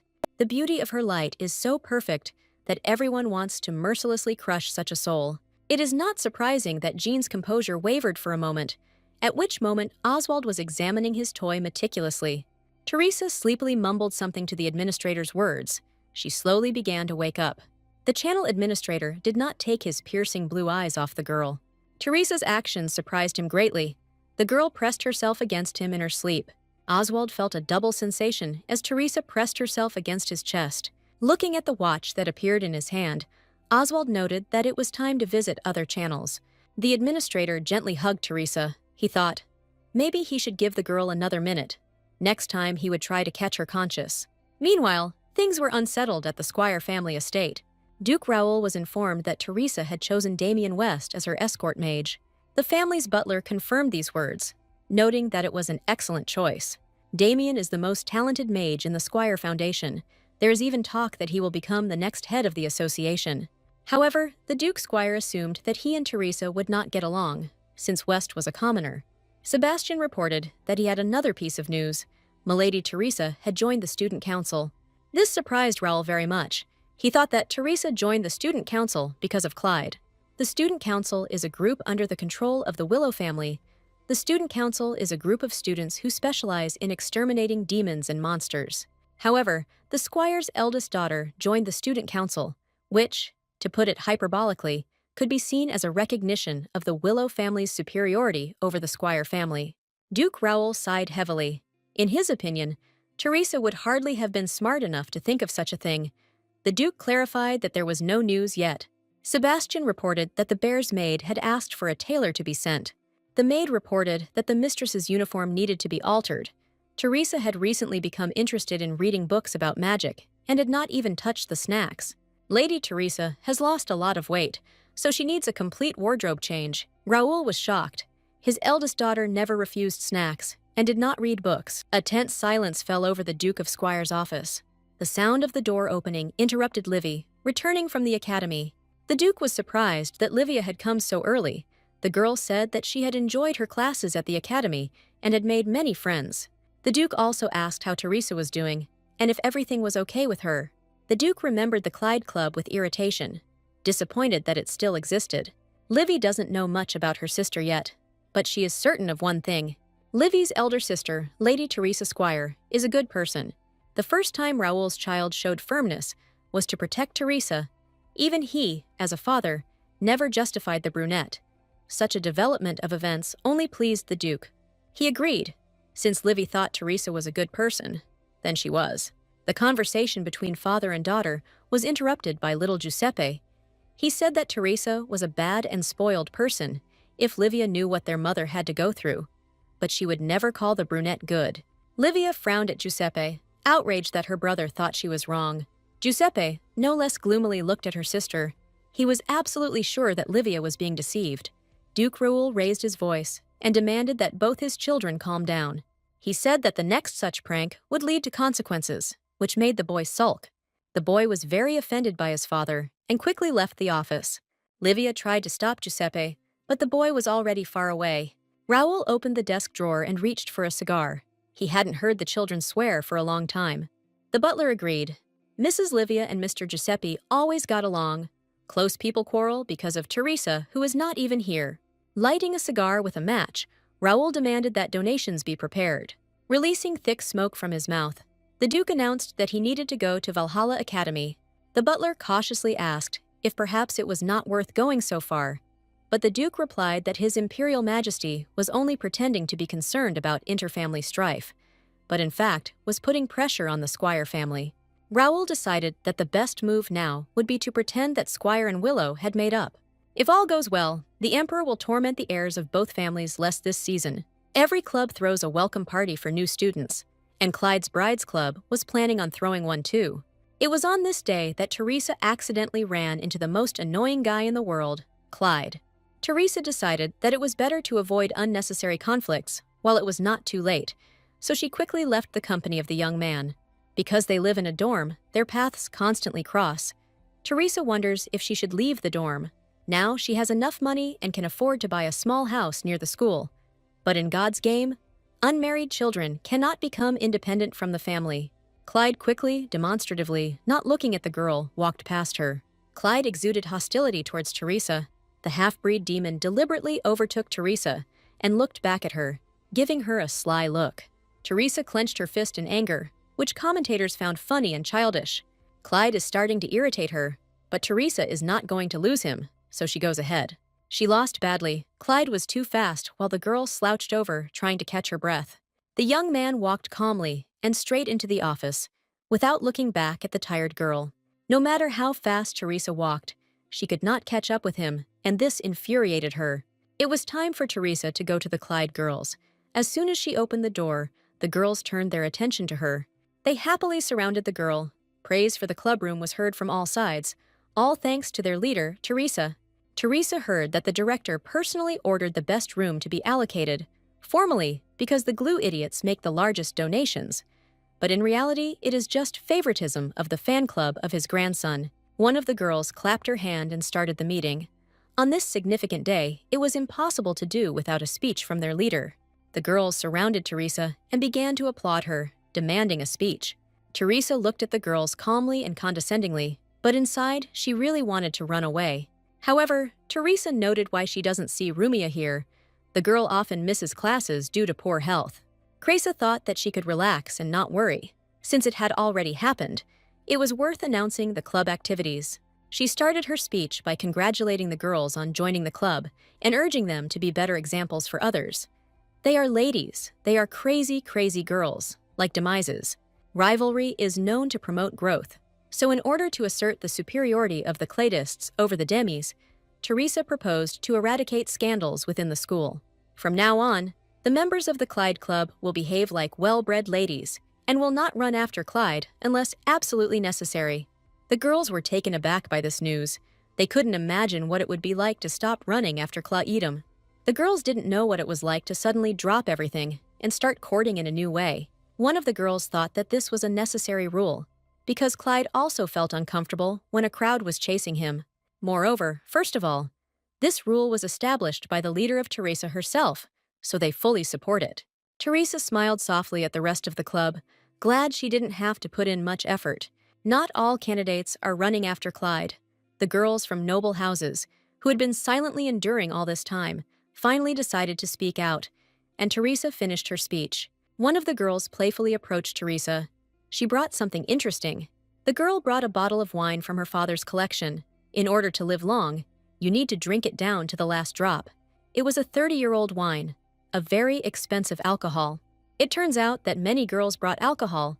Teresa even wondered if it was a cube of Clydists or anonymous alcoholics. The girls decided that Teresa should drink first, because she is the greatest connoisseur of alcohol in the Empire. The girl said that she doesn't drink. Everyone laughed at this and gave her a glass of red wine. Teresa, not being a fan of alcohol in her past life, did not think that alcoholic drink could be so tasty. Teresa sipped the drink. The wine was sweet and very pleasant to the taste. The girls were happy that Teresa liked the alcohol. They poured more and more. The girls decided that they were having a lot of fun today. Late at night, a drunk Teresa was lying on the couch in the clubroom, and a family came to pick up one of the girls. The blonde was scolded for drinking so much when she doesn't know how to do it. This girl knows how to cause trouble for her father better than anyone else, but her brother tenderly took her away. Teresa drunkenly watched them go. One of the girls noticed that she had come to her senses and offered to take her to the dorm. Teresa sadly thought that she had drunk too much and no one would come for her. Teresa said that everything was fine and she could go back on her own. The girls were worried Teresa was too drunk. The brunette let all the girls go and went to the hostel herself. she was interrupted by a familiar figure.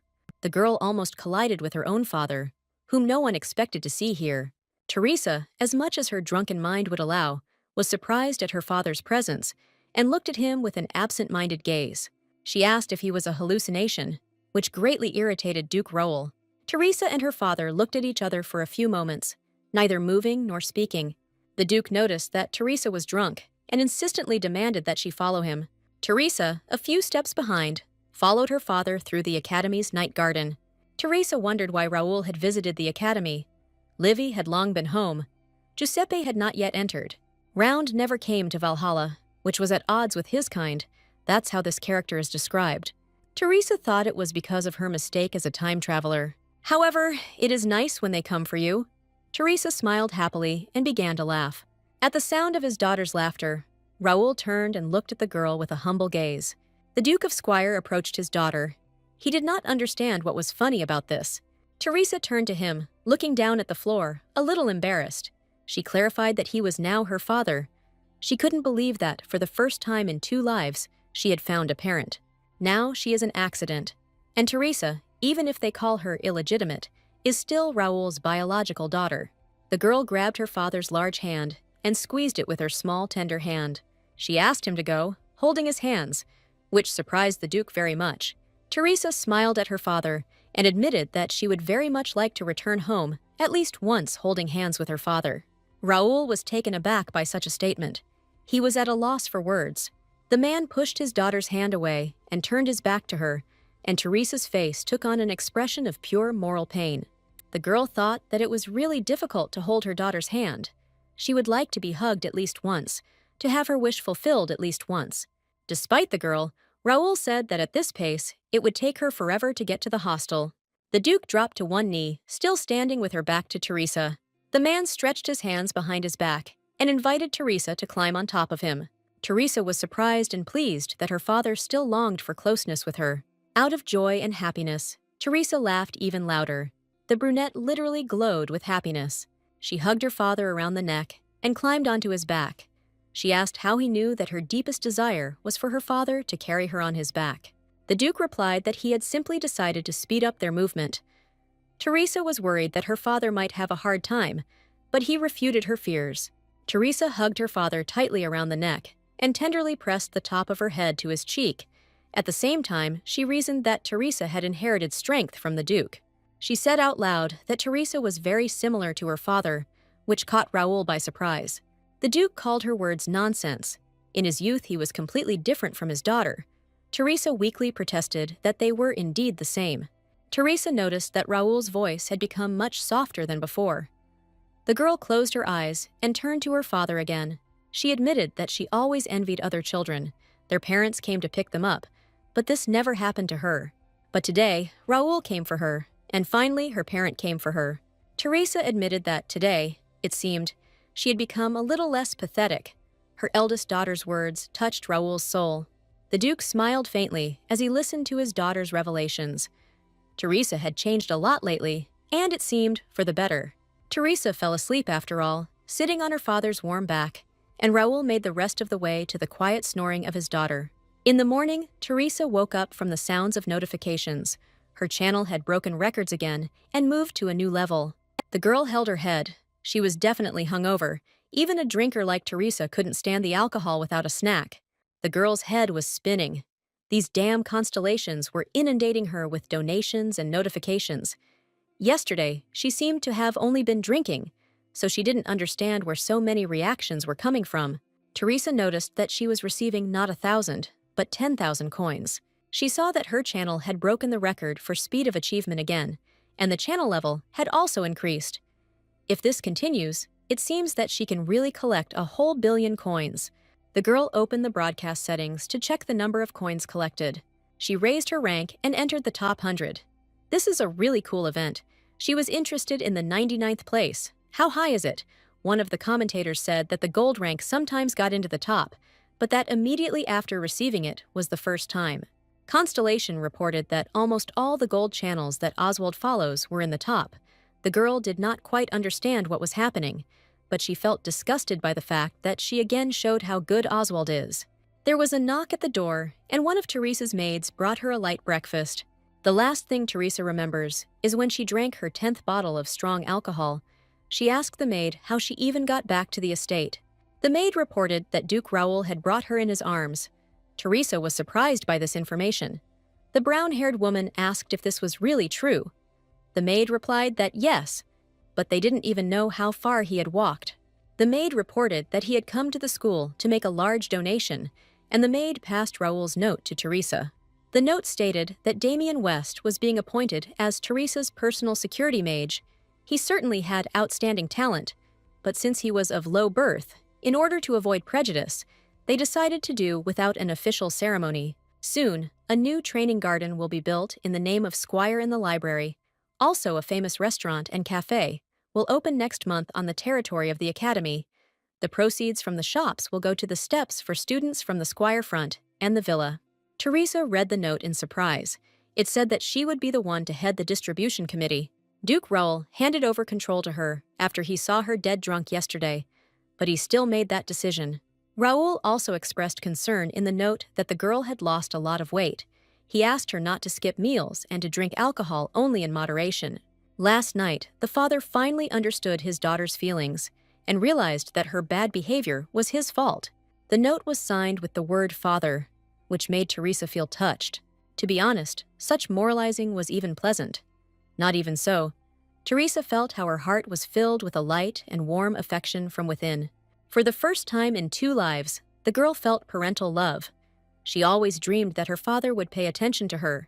Teresa arrived at the academy, where she was immediately greeted by the rest of the club members, who admired the day before and asked if everything was okay with the girl.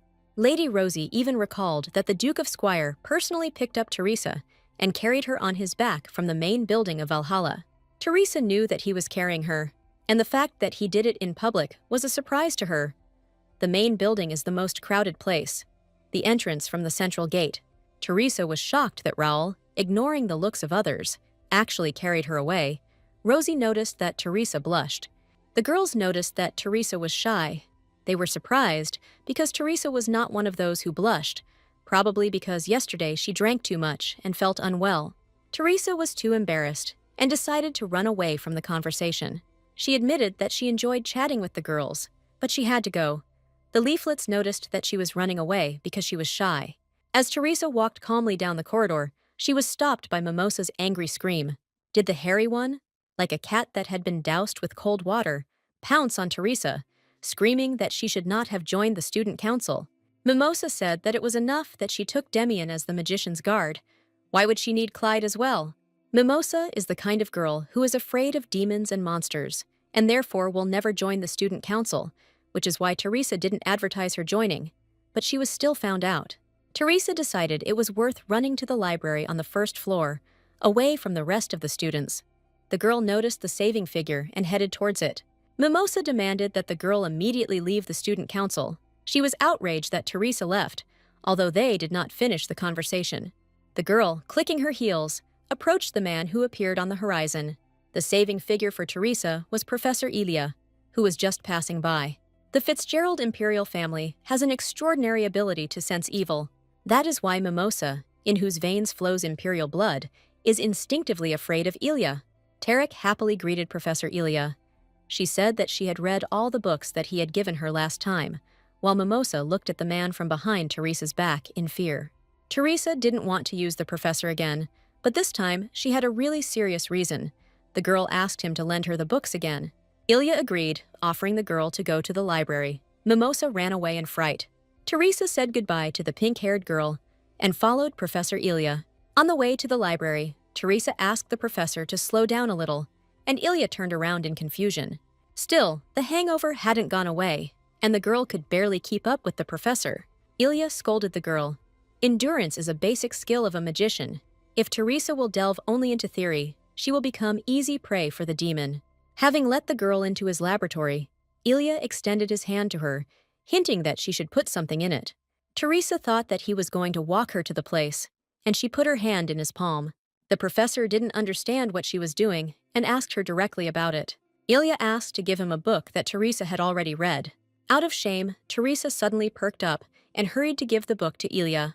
However, because Teresa was too nervous, she dropped the book on the floor on the completely opposite side from the professor. Professor Ilia himself sat down to read a book, which embarrassed the girl. The professor straightened up, holding the book in his hands, and calmly asked if Teresa had any more questions. Teresa looked away, and the girl even felt a little offended that Ilia was only interested in questions about the contents of the book. The girl, of course, was not sure whether it was appropriate to ask this question to the demon at the beginning of the speech about magical creatures infected with magic. She wanted to learn more about the magic that could return affected creatures to their original state. Putting the book on the table, Ilia said that in this matter, Teresa would be more helped by a book written by Professor Felix. Commentators recalled that Teresa once said that Felix was her ideal, and said that she had not attended Felix's lessons before because Teresa was hated by all the animals in this world. The girl decided to simply try to avoid danger, and said that as a member of the student council, she was simply trying to prepare for the threat of the demon. Professor Felix suddenly burst into the office, as if he had heard that the conversation was about him. The professor of magical fauna noticed that Ilia was not alone in the office. Teresa greeted Professor Felix politely, and the commentators were confused that this professor, who looked like a madman, was her ideal type. Teresa thought that she had simply jumped to conclusions last time. Now it was difficult to say whether he was her ideal type of man. The professor's blue eyes ran over the student's figure. He came closer to Teresa to examine her more closely. He noted the long hair and silver eyes. This was definitely student Teresa Squire. Teresa confirmed that it was indeed she in front of him. The professor poked her slit, as if checking whether she was really alive. Ilia ordered Professor Felix to stop in a heavy voice, his voice cutting through the air in the office like a sharp knife. Ilia stood between Teresa and Felix. He harshly said that Teresa was his student. Felix waved his hands and started making excuses. He just suspected that it could be a monster double, and not a real student. Felix argued his suspicions by the fact that Teresa had always had a face as if her life was consumed by filth, but now she looked like a suffering puppy. Teresa looked away awkwardly. She said it was because she had had a little too much to drink at the club's welcome party the night before. Felix laughed at the girl. According to him, all the magic had already evaporated from her, but Ilia simply asked him to shut up. Professor Felix reported that the best cure for a hangover is his honey tea. Honey collected from magical flowers has amazing properties. Teresa amazed Felix by knowing that honey-based cosmetics are his main source of income. Felix screamed that she shouldn't have known about it because he didn't write his name anywhere. Teresa said that she knew because her status obliged her. Felix begged her to keep it a secret. Teresa agreed that she would not tell anyone, while at that very moment, Professor Ilia watched his colleague's disgrace with silent glee. Teresa said that Professor Felix had no need to worry. He could pay her for her silence with a cup of tea with honey, and Professor Ilia would be a witness to the deal. Teresa turned to Ilia and with a sweet smile asked if he agreed to her proposal. When Ilia gave his consent, Felix exclaimed joyfully and led the guests into his office. On the way to the lab, Teresa asked Felix about a way to restore infected magical creatures. Felix was glad that the girl was finally interested in his subject and suggested that she enroll in his course. In fact, in this academy, the whims of the nobility mean more than all the rules, so Teresa can easily change her specialty even in the middle of the course. Teresa was embarrassed that Professor Ilia was walking behind her back, but Professor Felix didn't care. He happily led the guests into his laboratory. Professor Felix invited the guests into his laboratory and opened the door, and an animal with dark fur came out to meet them. Teresa was scared. She clearly remembered that all animals hated her, not just magical ones. The golden magical aura of the beasts told Teresa that they were indeed magical beasts. This is bad. Teresa and magical creatures have the worst compatibility, so the girl hastened to retreat. The black bear growled menacingly, emitting a magical aura. The animal jumped on Teresa. The girl froze in fear. She was going to die now. This beast was tearing her to pieces. The beast had almost reached Teresa. The girl felt phantom teeth on her neck. She covered herself with her hands from the bear running towards her and closed her eyes, preparing for a quick death. In fact, the animals just wanted to get to know the girl better. They knocked her down and started licking her. Teresa was in a daze. She didn't understand what was happening. In theory, animals should hate her. Professor Felix ran up to them almost immediately. He forgot that he had released the animals. Felix's magical beasts usually don't attack people because they are very intelligent. Teresa wanted to ask the professor something, but the white wolf's licking did not allow her to say a word. Two little pink bunnies settled down in Teresa's arms and waited for their turn to be petted. The professor's eyes literally reflected Teresa's capabilities as an animal magician. He told Teresa directly that she was undoubtedly a genius in the field of magical creatures. Teresa was taken aback and looked at the professor. She does not have the abilities necessary to communicate with animals. You see, only a few mangoes are able to control magical creatures. For this, you need to have exceptional innate power and special compatibility with these creatures. The professor asked Teresa to change direction right now. Teresa doubted that she was capable of becoming a fauna mage and asked if the professor was confident in his decision. Felix was confident in his judgment and suggested that Teresa try. The girl decided that it was impossible because magical beasts usually bare their teeth as soon as she came close. Teresa doubted that the animals would be able to obey her, but she tried anyway. When commanded to sit, the white wolf immediately sat down, happily wagging his tail and looking at the girl. At the command to lie down, the wolf immediately lay down, sticking out his pink tongue. When she asked for a paw, a white-clawed paw was immediately placed into Teresa's palm. Teresa was shocked. This was far from what she expected. However, Professor Felix expected this. The animals obeyed her despite the lack of a magical contract. Ilia overheard a conversation between a colleague and a student. Felix heard that she had bad grades in attribute magic, and again strongly recommended that she change her specialty. Suddenly, Professor Ilia's strong hand fell on Teresa's shoulder. Felix was surprised by Ilia's reaction. He was a little taken aback. Professor Ilia stood between Teresa and the magical animals. He was dissatisfied with the proposal of the fauna professors. The magical beasts immediately retreated from Ilia. Being magical creatures, they apparently instinctively sensed the threat emanating from the great demon. The professor looked coldly into the eyes of the stunned Felix. Looking back at Teresa, standing behind him, Ilia clearly said that the girl was his student, and he did not intend to lose her. Teresa thought it was an expression of sympathy from a character with one red heart. Felix defended his opinion that statistically, there are very few magicians who succeed in elemental magic, and in their academy, it is only Ilia himself and student Clyde, and Teresa is simply a magician who made the wrong choice. Ilia did not retreat. Teresa began to show success in elemental magic. Professor Felix offered Teresa a double major, but the girl decided that it would be better for her not to change anything because she was already in her senior year.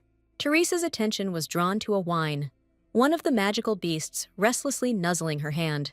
Teresa realized that the animals thought she was in danger, and they wanted to save her and protect her from the demon.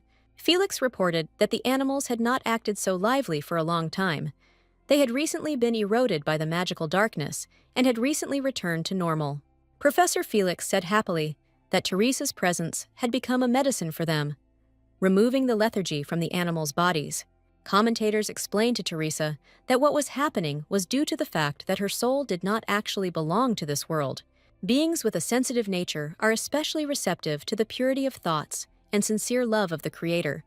When the Creator puts genuine love into the world responds with recognition and favor. Now Teresa understood. She felt like there was some kind of emotional connection between her and the animals, but she didn't think it was because she was the creator of this world. She was pleasantly surprised that magical creatures felt her goodwill. Magical creatures affected by filth dissolve into darkness, and their eyes flash with a scarlet glow. The animals turn into real monsters, and Teresa feels uneasy about having created such a painful reality. Teresa pressed her forehead to the magical beast's forehead and asked for his forgiveness. She did not want them to suffer like that. Now she understood one very important thing.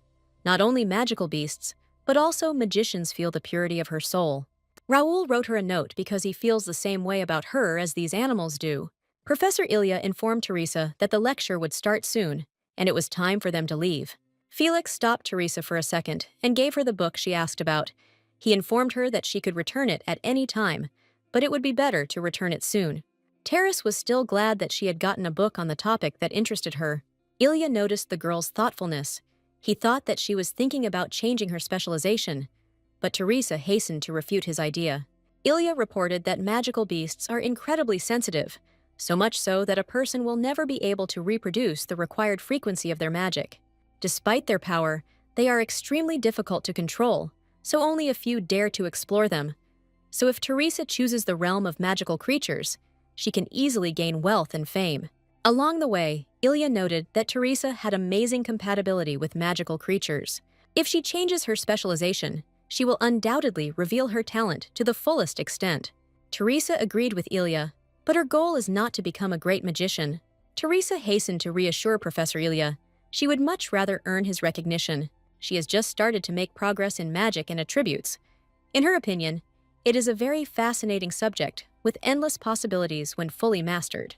The sincere advice of the cut made Ilia very surprised. The professor and the student spent the rest of the way to the classroom in silence. Teresa noticed that keeping up with the professor was no longer so difficult.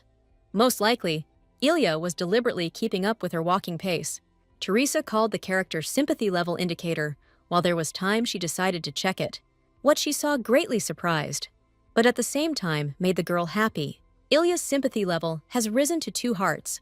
The constellations are noting changes in favor. It is not surprising that Ilia became much softer towards Teresa. Most of the constellation would like the ending with Ilia. Teresa was pleasantly surprised that the level of sympathy was already so high. It happened much faster than she expected. Even if you play as Libby, in hard mode, you need at least 20 encounters to get 2 red hearts. However, Teresa met with Ilia much less. Did she really do something really important for the man? Or, Teresa wondered, it could have been because of her interactions with magical beasts. Originally, magical beasts lived in the heavenly world, but several centuries ago, a crack created by demons cast them down to earth. Since angelic magic is a delicacy for such creatures, Ilia, who then wore the wings of an archangel, easily subdued them all. Most likely, due to the friendliness of the magical beasts that Ilia had previously met, his level of sympathy increased. Unexpectedly, Ilia said that a long look without words is either flirting or an insult, but neither is appropriate for a student when communicating with a professor.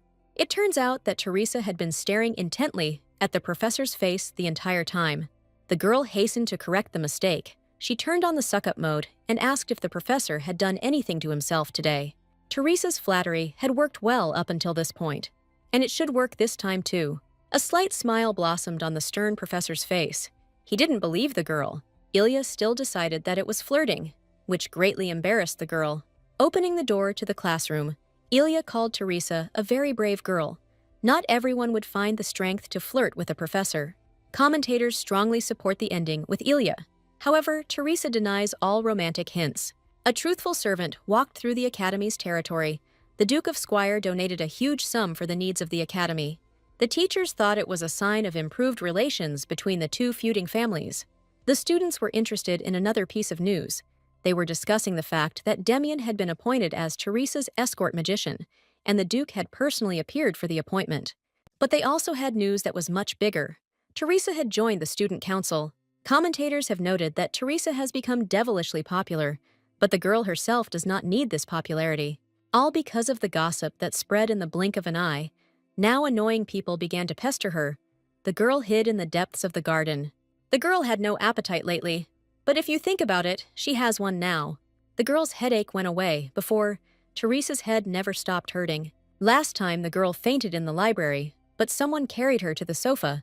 She does not remember anything from the moment she fell. Commentators told Teresa that there is such a thing as possession syndrome, and she agreed that it does sound like a diagnosis. Being obsessed with an article is not something that can be endured calmly. In the past, when Teresa was stressed, she hid in the archives. This explains why Teresa was stuck in libraries for so long. In any case, she is glad that everything is okay now, where the girls came up to someone. The brunette was called out to. She turned around and saw a familiar figure in front of her.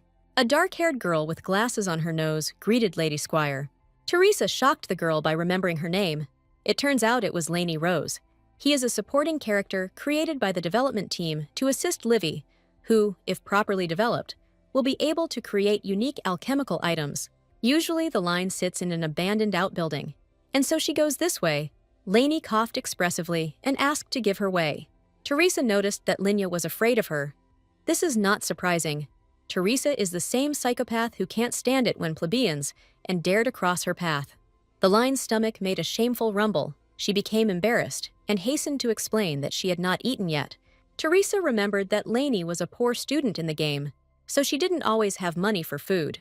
Teresa got up from the bench and walked up to Lainey, the poor student almost turning gray from this gesture. Teresa calmly handed her lunch to Lainey, catching the younger girl off guard.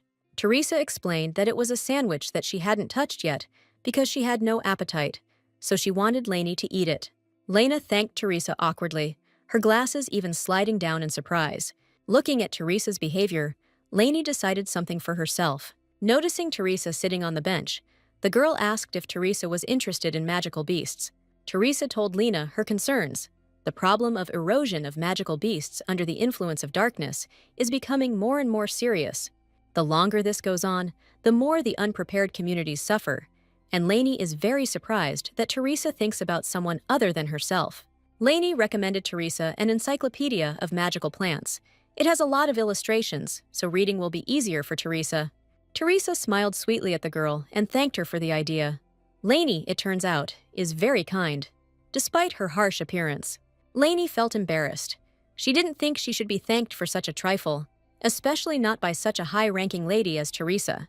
Lainey reported that knights were sent to Pansy's village. Teresa immediately remembered that this was the village where Damen lived, and the mission would last a month. It turns out that Lainey is also from this village. Her mother was very happy to see the knights. Rose knows firsthand that the knights are there, and that the village is under the protection of the Duke of Squire. Teresa realized that Lainey was thanking her for protecting the village. Teresa smiled, and those around her were again embarrassed by her smile. Teresa called Lainey a cutie, which made the girl very embarrassed. The girl decided to run away so as not to show her embarrassment. Teresa asked her to be careful. Teresa decided to take care of pressing matters during the static content period and was thrown back to the 100th position. It's time for her to get back on the bus if she really wants to get out of this world. If the constellation loses interest in her broadcast, Oswald can do whatever he wants with her. Teresa, frightened, hugged herself in the hope of calming down, but she decided that it was worth leaving her worries for later. Teresa walked into the student council office. Today was the first meeting of the year. All the members of the student council, including Damen and Clyde, were already waiting in the office. Teresa swallowed her nerves. The only free space left was between Damen and Clyde, whom she didn't want to cross paths with. Damen invited Teresa to sit on the only free seat. Teresa mentally screamed that even in romantic games, they don't do such situations with a sofa. Commentators joked that it was a love triangle. Teresa denied these thoughts. What kind of love triangle if Clyde doesn't even look in her direction? Clyde, as the student council president, started the meeting. The main issue was that the student council began to receive more frequent reports of cases of magical beast erosion in the vicinity of the capital. Fear among ordinary people is growing every day, and it is impossible to ignore those villages that are left without the protection of noble houses, or expand the protected areas and increase the number of guards to at least somehow prevent accidents. An example was given of Lady Teresa sending a nightly order on behalf of her family to the village of Pansy. However, Damen reported that with this approach, protected areas will expand indefinitely, and the Empire's budget is not unlimited. It is impossible to endlessly scatter money across all regions. Damen didn't say it directly, but he made it clear that it was time to stop talking nonsense and focus on the root of the problem. One of the council members said that Lady Teresa would be quite capable of helping. Her family had enough money for this. The student council activities directly affect Willow House. Wouldn't it be an honor to take an active part? Another council member echoed the blonde's thoughts. The Squire family really did have enough funds to double the security zone, and if they also sponsored it on behalf of Chairman Clyde, then they could all reap the benefits of success together. The brunette looked skeptically at the younger ones. If she were a real Teresa, she might have been happy, but now she had nothing in common with Clyde. Clyde slapped the table angrily. These worthless creatures dared to disturb the sleeping beast. Clyde said clearly but angrily that those who now said that it was possible to expand the protection zones would do so at their own expense. The amount of each must be equivalent to a donation to the Squire Foundation. The younger members immediately panicked. This was about donating to a scholarship fund. It was too much of a sum. Clyde looked at them menacingly and ordered them to be silent. He asked them if they really thought their previous speeches were fair. The younger student backed away, intimidated by Clyde's strength and status. The younger members began to make excuses, but could not find the words. Teresa wondered why Clyde would take her side. Teresa has a quest again. She needs to win the respect of the younger members of the student council, Otherwise, she will be expelled. She noticed that the balance of the game is clearly lame, but there is nothing to do. Teresa noted that the blonde man, Dorn, was bold in his statements. Teresa smiled sweetly. Propaganda to strengthen the influence of the Squire's house was worthy information to report to the Emperor. The Valhallan Student Council is essentially a private army that ensures control over the heirs of the aristocratic houses, which is a powerful political lever. In order to maintain such a structure, a beautiful legend was created. The Student Council is now the Emperor's assistant in public affairs. At the same time, all meetings and activities of the Council are documented in detail in reports for the Imperial Court, so the words of the Dorna will be accurately conveyed to the ruler. Teresa looked hard at the fool, narrowing her eyes. The girl stood up from her seat and threw the book on the table. Moreover, if anyone hears about the expansion of the security zones, it could be misinterpreted as a territorial conflict between the Willow and Squire houses. Everyone knows about the feud between the Willow and Squire families. But if the Imperial family gets involved in this story, the situation will change dramatically. Teresa accuses him of being a fool because he dared to say such things about the country ruled by His Majesty the Emperor. The Emperor hates any insult to his power. If he considers it treason, the noble house whose member has committed this insult will be destroyed.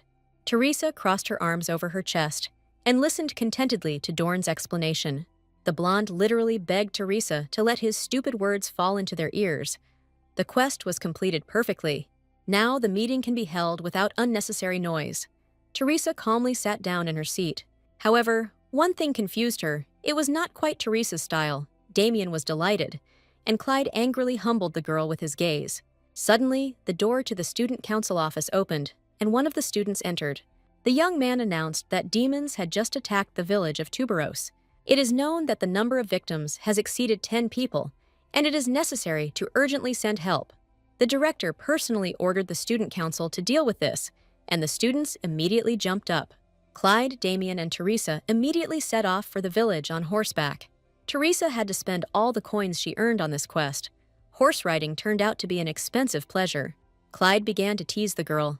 Teresa hesitated a little at the very beginning of their journey, and they were short of time.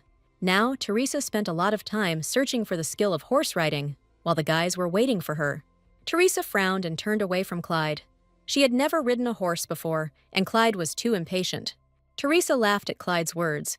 She joked that she had forgotten how to ride a horse, but Clyde again insulted her by saying that she was stupid. Teresa moved a little ahead to avoid interacting with Clyde, and in the new location, Damen noticed her. Damen kindly informed Teresa that if anything similar happened in the future, she could always contact him. Teresa felt a little embarrassed and turned to the friendly guy. However, Teresa did not understand why Damen did not intervene when Clyde was sorting them, and in general, why the three of them were going to Tuberos. Clyde demanded that his comrades stop chatting. They were approaching the village. Tuberos was in the lowlands, while the three heroes were on high ground. The entire village was burning, and people were fleeing the streets in panic. Teresa looked at the village with a serious and sad expression. She had really created a very cruel world.